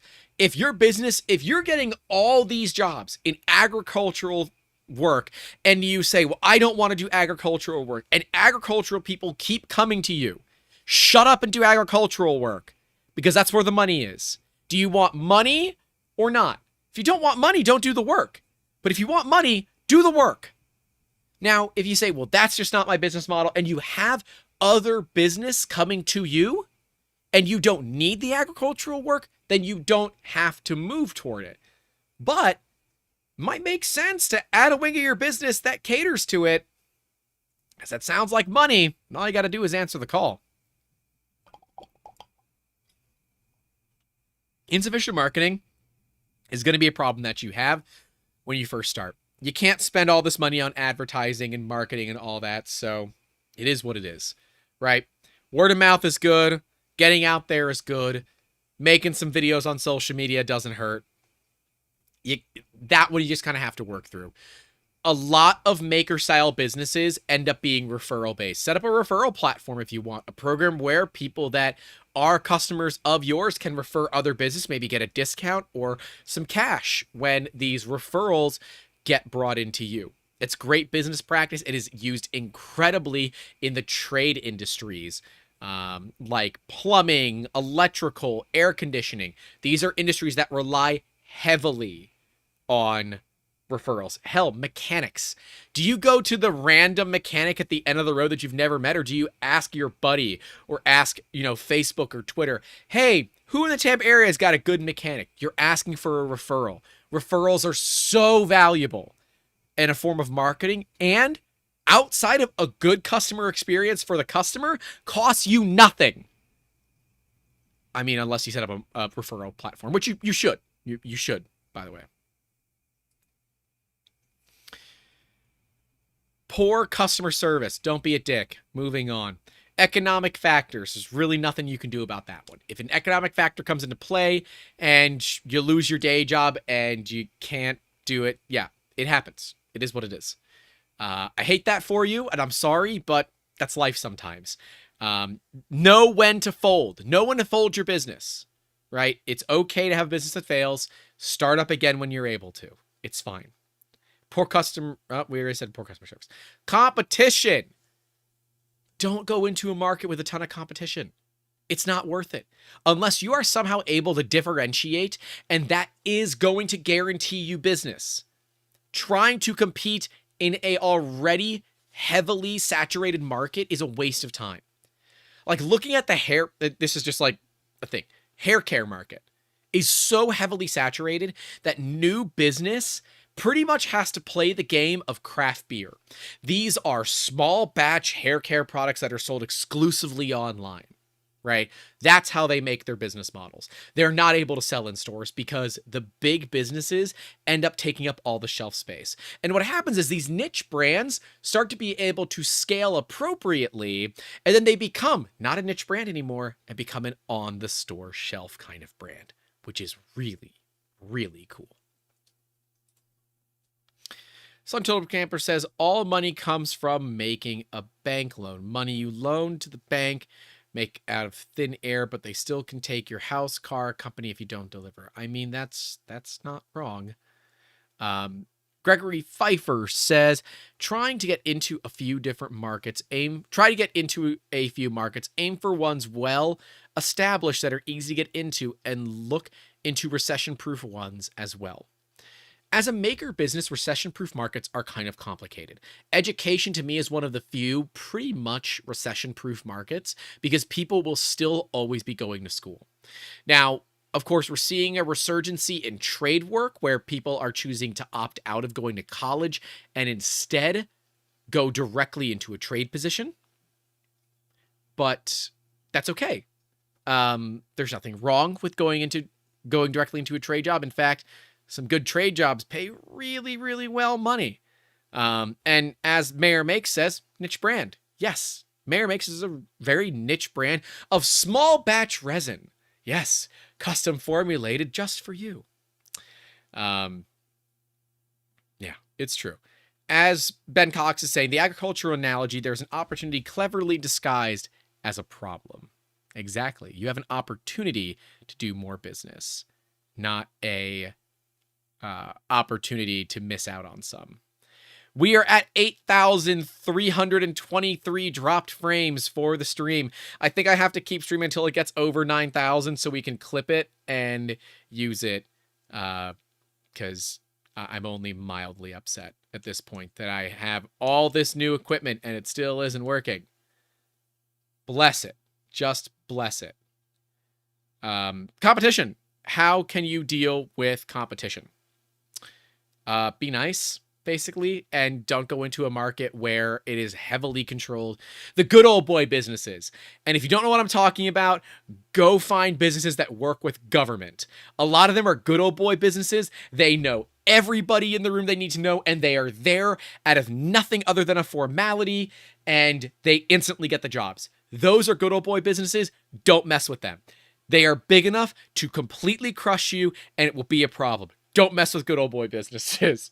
I don't know why it's a thing, but it's a thing. They've been ingrained for decades. It's not worth your time to try to get through them. It's just, take it from someone who's tried.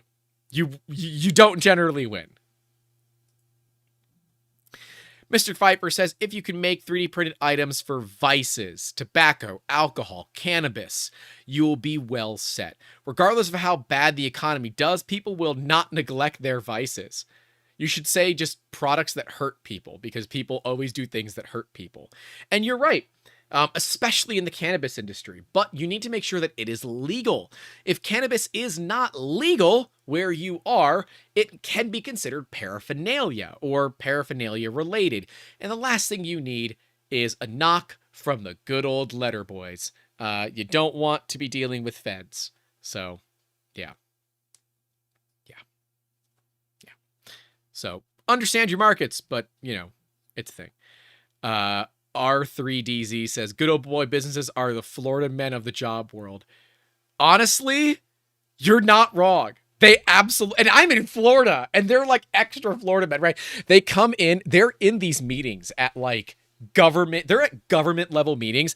I am there in a suit and tie. I've got proposals ready. These guys are showing up in ripped blue jeans, overalls, ripped blue jean overalls, okay, with a pocket that is ripped, half of their ass is hanging out, they've got dip in their mouth, they look like Pigpen, and they're about 400 pounds, and they're getting all the jobs.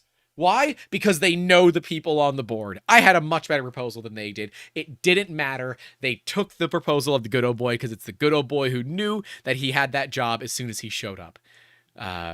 So yeah, I'm not salty about that at all. I'm very salty about that. Supply chain plan.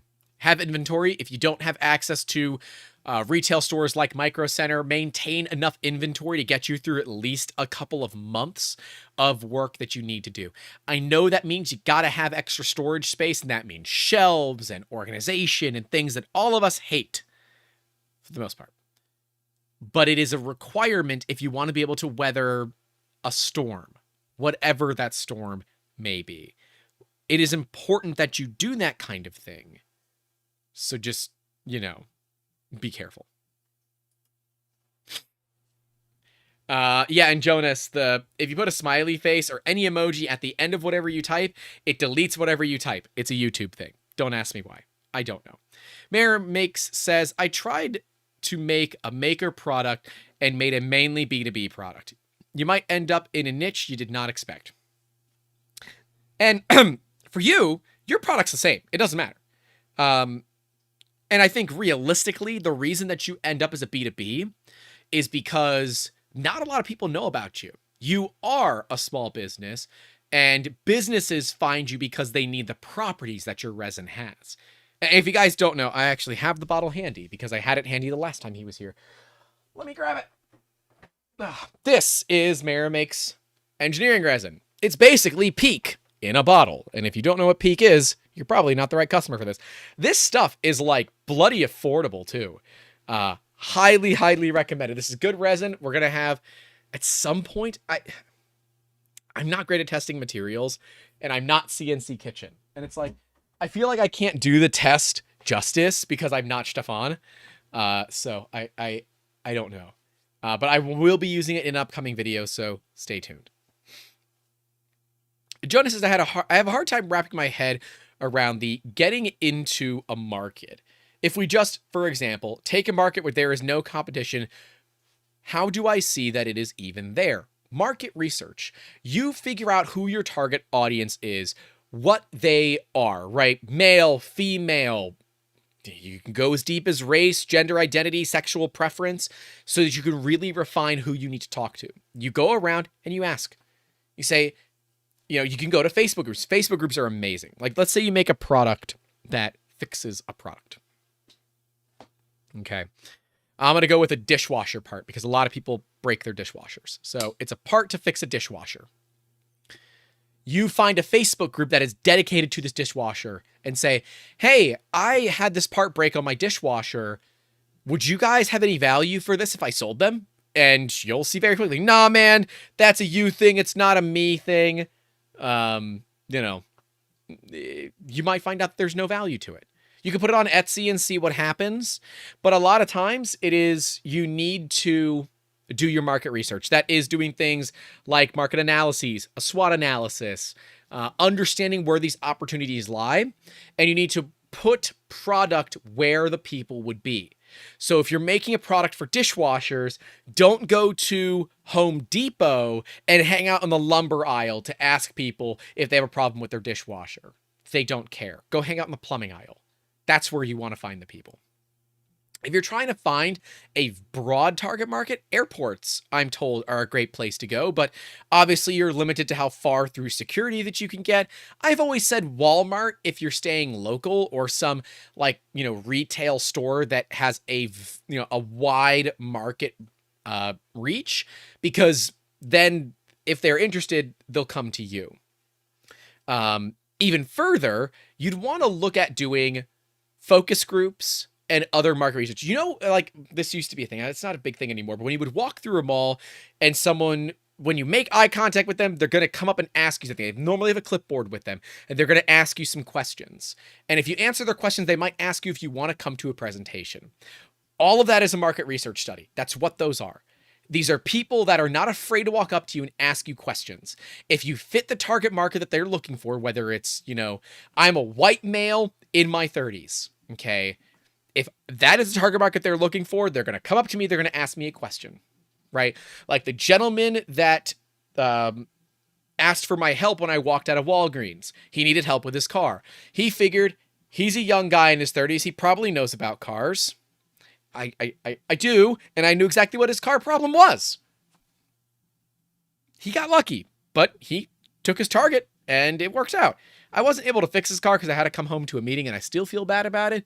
So, sir, I know you're not watching this, but I hope you got everything resolved, and I hope that you got your radiator fans fixed, or at least rewired, because I don't think the fans were broken. I think he had a wiring issue. But anyways, it is all about market. Let's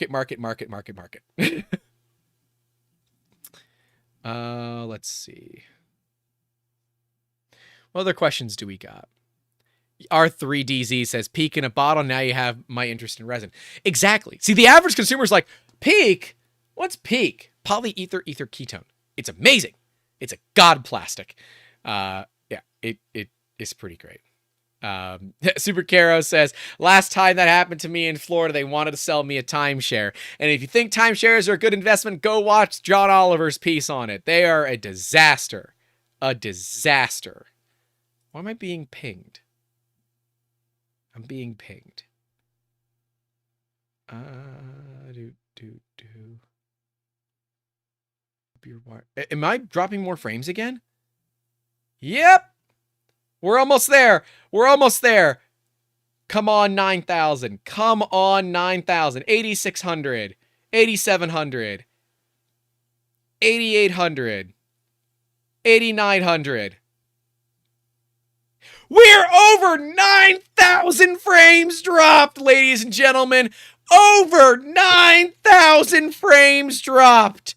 Thank you, Spectrum Internet, for your unreliable internet. Over 9,000 frames have been dropped in this hour and 54-minute podcast. We're dropping more frames, ladies and gentlemen. We're coming up on over 10,000 frames dropped.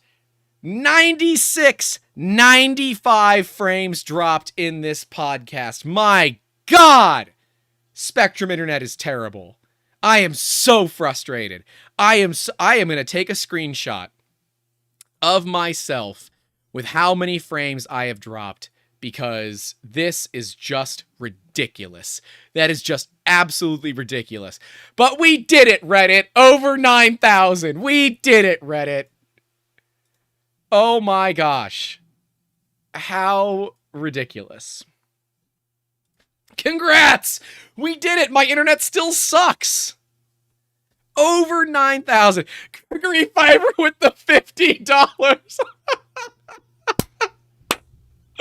Over 9,000 Spectrum Repair Fund. Thank you, sir. God, $50, Greg. You are a mad lad. Thank you, sir. Greatly appreciate the super chat. I was telling the Spectrum guys, I said, at some point, it just becomes a meme that I have bad internet and people will give us random amounts of money when the internet goes down. And he's like, so do you want me to fix it or not? I said, no, I want you to fix it. Because the amount of people that we lose when I drop packets is much higher than the money that we get in. Thank you, Greg, for the $50. That's just hilarious. We're at 9,695 packets dropped. I'm so pissed. I am so pissed off. If you are in the Discord, I am going to toss the video or the image in the Making Awesome podcast link. So there you go. There, now you guys can do it. Mad Cat with the $10 kicking in the fund. Oh, that's great. Ben DH said, you should ask, can you actually fix it? They can't fix it. They know they can't fix it because they know it's on the node side, but they have to come out and replace all this crap because if they don't, Spectrum won't actually take them seriously. So welcome to the world of small business and why customer service matters so much. The Mayor Makes says the super chats made this even more epic. Well, welcome to my world. To be clear, Mayor Makes, Gregory Pfeiffer and Mad Cat are members of our Patreon Discord, so they are part of the DGen clan. And they're good. They're great people. They're awesome to hang out with. Love hanging out with them. But they are also doing this to make fun of me. It is also funny for them. So I'm down for it. I'm totally down for it. And if all goes well, y'all will be able to. Well, I'll say it. We're trying to get a dunk tank for the Rocky Mountain Rep Fest. So that is currently in the works. And if we can do it, I will be in the dunk tank. So you guys can spend money to try to dunk me in water. And every dime of it will go to the Sandy Mortimer Foundation. So there you go. We are still trying to make that happen for Rocky Mountain. We got approval from E3D. We're just trying to see if it can do it. Greg says he's enjoying his time. Well, I'm glad you are enjoying your time. But 15 from Russ. Well, thank you, Russ, for the $15 super chat. You guys are great. This is what happens with our streams. We drop packets. You drop packets and we get super chats. No packet drops in the Discord, so get on that Patreon. I mean, it will probably still happen in the Discord for reference. There's just nothing there's nothing I can do about it. Welcome to my world. Anyways, we were going on board. You guys are great. Thank you all for your support. We were still looking at some of these other problems and how to fix them. Right? Things like not knowing what you're doing. Ask people to help you. If you are having a trouble and you don't know what to do in your business, email me, youtube@3dmusketeers.com. It goes to my direct inbox. And people that have emailed me know that I get back to you. Might not be, exactly immediately, but I try. Russ says, for the packet recovery fund. Thank you. We should start a company all about recovering lost packets. Oh, God, I've even got the slogan. Oh, man. Oh, that's a bad one. That's a bad slogan. That's a DGen network level slogan. I'll tell you guys in the Discord. I'm not saying it now. But let's look at some of these other ones, right? If you don't know what you're doing, ask for help. Find a business mentor. Go to your local EDC, not your electronic music concert. Go to your local economic development council. Go find a place where you can get assistance for small businesses. Everybody at some point has thought about making their own business. There have been very few people in the world that are like, I am very comfortable working for somebody else, and I never want to be my own boss. Ben Cox says, effective hourly rate versus money per packet per dropped packet rate. Oh, that would be funny. That would be funny. So things like, how do you keep your competitors from taking over time? When you have that problem and you see people that are getting into your market, you have a decision to make. Do you either try to compete with them, or do you just let them have it and go into a different market? It's totally acceptable to say, it's just not worth it to me. I'd much rather go into a different market where I don't have all this effort. Or you might say, well, wait a minute. If they're taking my customers, why? Call those customers up and say, hey, I noticed you're not working with us anymore. I would love to know why. If you don't want my business back, that's okay. But I would love to know why, so I can try to keep this from happening in the future. It's a great thing to ask. Ask big companies, because these are still regular old people. Hey, what can I do to make this experience better for you? I asked that to one of my clients, and they said, well, I'd actually really like to see this kind of thing in person. I said, okay, when do you want? I'll bring a printer down. So a couple of days later, I threw a printer in my car, drove to their office, set it up, and he's like, okay, it is objectively as cool as I thought it was. Awesome. That's all I needed. I'm like, cool, that's it. He's like, yeah. I said, well, I'm printing your logo. You want to hang out? He's like, oh, hell yeah. All right, we'll do a shop tour while that thing gets my logo done. That's what we did. So, yeah. Supercare says, I guess you lied when you said the packet drop made you lose money. I mean, technically, but it's not inaccurate either. Mayor makes a Spectrum is going to use the super chats as proof of the benefit of their services. No, they're not. Spectrum, where dropped packets drives engagement. Oh, you guys are terrible. So yeah, you got to decide for that one if it's worth your time. It might just be your time to move on to a different industry and you've enjoyed the lack of competition, right? Hey, let's use an example we all know, Prusa and Bamboo. Prusa has enjoyed the 3D printing industry pretty much untouched for the last 5 years. They have had the Mark IV in beta. I'm now aware of the Mark IV being in beta for over 14 months. That's a long time to beta test a printer. But they enjoyed a longer beta cycle because nobody really bothered them. They didn't need to make any upgrades. There wasn't a necessity. The Mark III is still a phenomenal printer. Still a phenomenal printer. Now that Bamboo came out, Prusa will be forced to really improvise, adapt, and overcome, or they're going to fall to the wayside. The Mark IVs that I'm seeing land at people's homes, the pictures and videos, they're working like Swiss watches.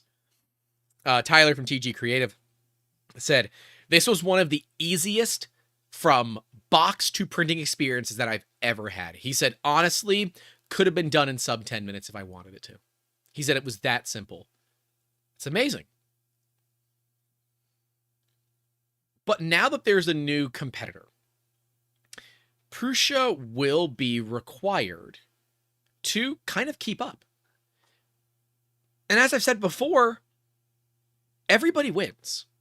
Now, you'll see more of this on my Wednesday video, but I believe the Mark IV is kind of proof that Prusa is not all that interested in the main consumer market for the MK line anymore.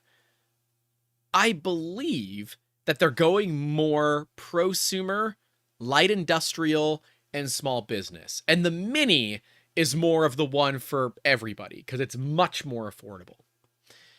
Because at $800, there is a lot of competition at that price point now. And $1,100 is a kit. There's a lot of competition at that price point.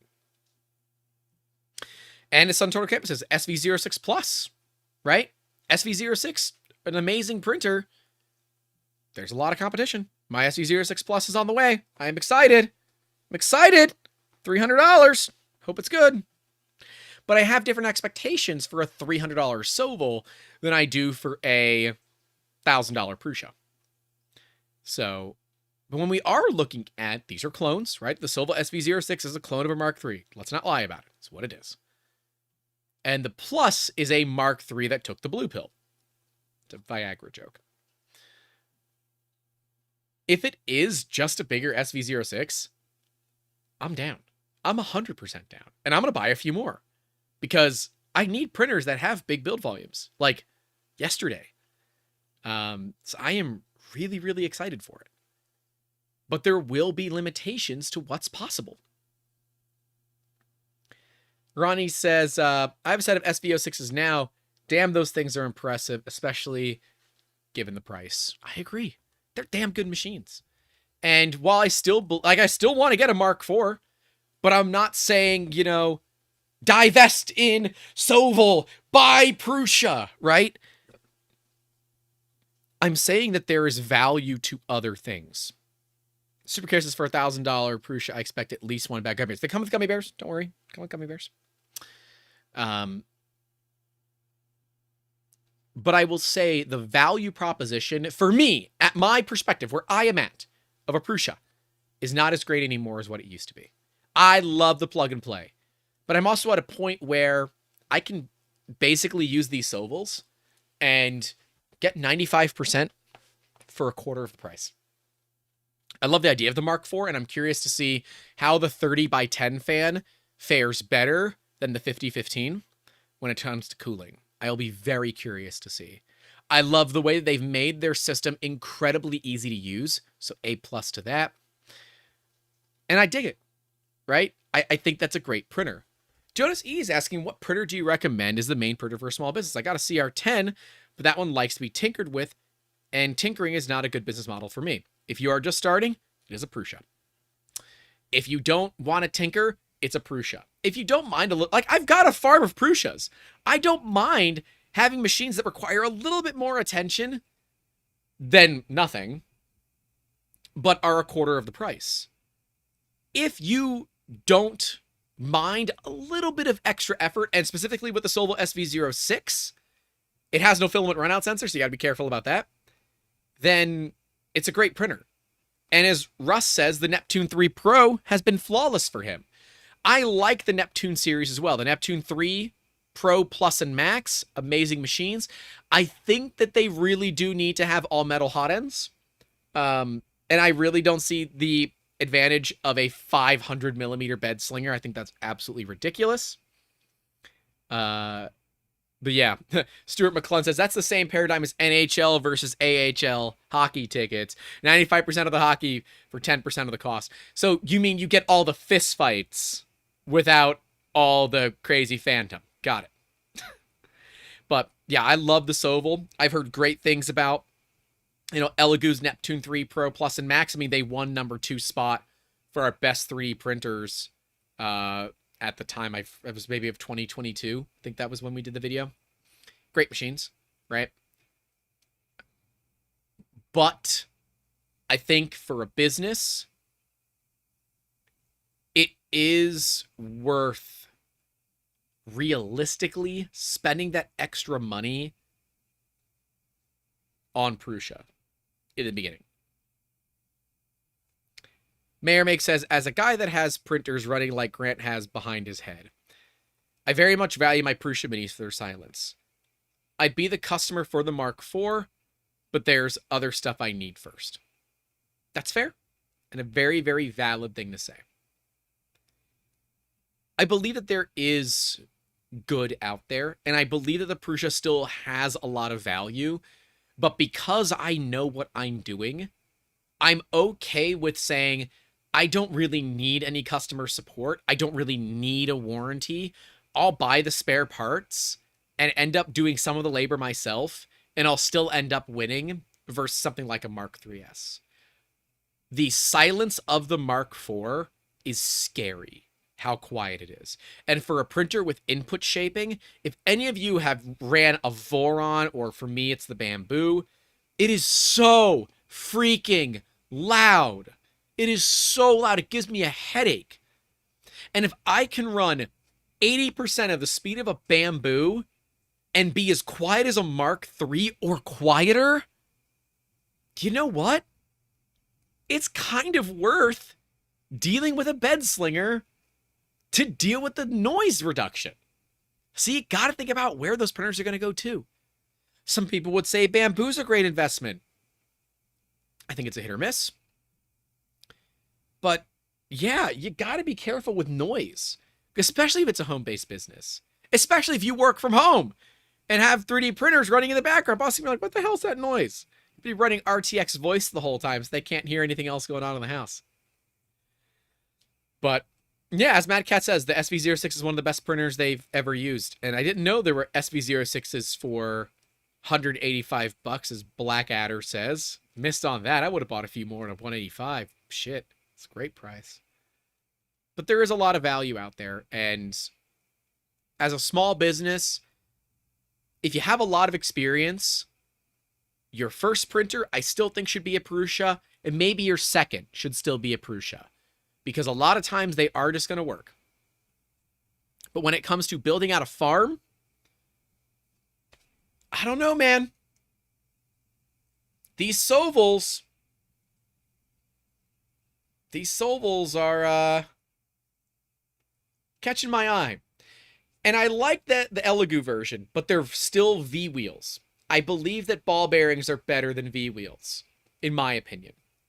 Russ says his Bamboo is down. Russ, why is your Bamboo down? What'd you do? What happened? I'd love to know. Greg says, a good rule of thumb, if mechanical parts are loud, then they are wearing out fast. Mechanical parts wear faster as the sound they create increases. Mad Cat says, on Zombie Hedgehog's stream last night, one of the folks in the stream was running their printer and it was loud. Yeah. Yeah. Blackadder says, I'm adding a filament sensor in a 5015 as well. Gonna add heat bed insulation too. I'm assuming that's on an SV06 Plus. Yeah. So the filament sensor, they're cheap. You can get them for like $4 a piece, but you got to reflash it, which I don't like doing. But it is what it is. Ronnie says, the Amazon, they were $249 for a limited time. Bought a few right then and there. I agree. $250? $250 for a 3D printer that is that good should be criminal. Should be criminal. Because what it does is it makes businesses like mine way less valuable. Because it means you can start up and directly compete with 3D Musketeers with a army of 200. You can get $2,500 in Sovels and really put the rails to a small print farm, if you're willing to go through that effort. Glenn Larson says, I chose CR10V3 as my first FDM. SV04 is my second. Mike, Never Let Machines Win, says, my Prusa machines get used a lot more than all my other brands combined. 100% I agree with you on that. 100%. Russ says, the extruder board basically melted the connectors. Holy shit.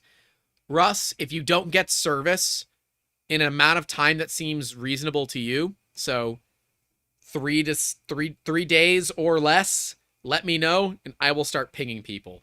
We dropping frames again? We are over 10,000 frames dropped, ladies and gentlemen. Over 10,000 frames dropped for this stream. Absolutely ridiculous. But yeah, I'm sorry, that sucks. I have some old extruder boards I might be able to send you. Email me or DM me or something, and we'll take a look at it.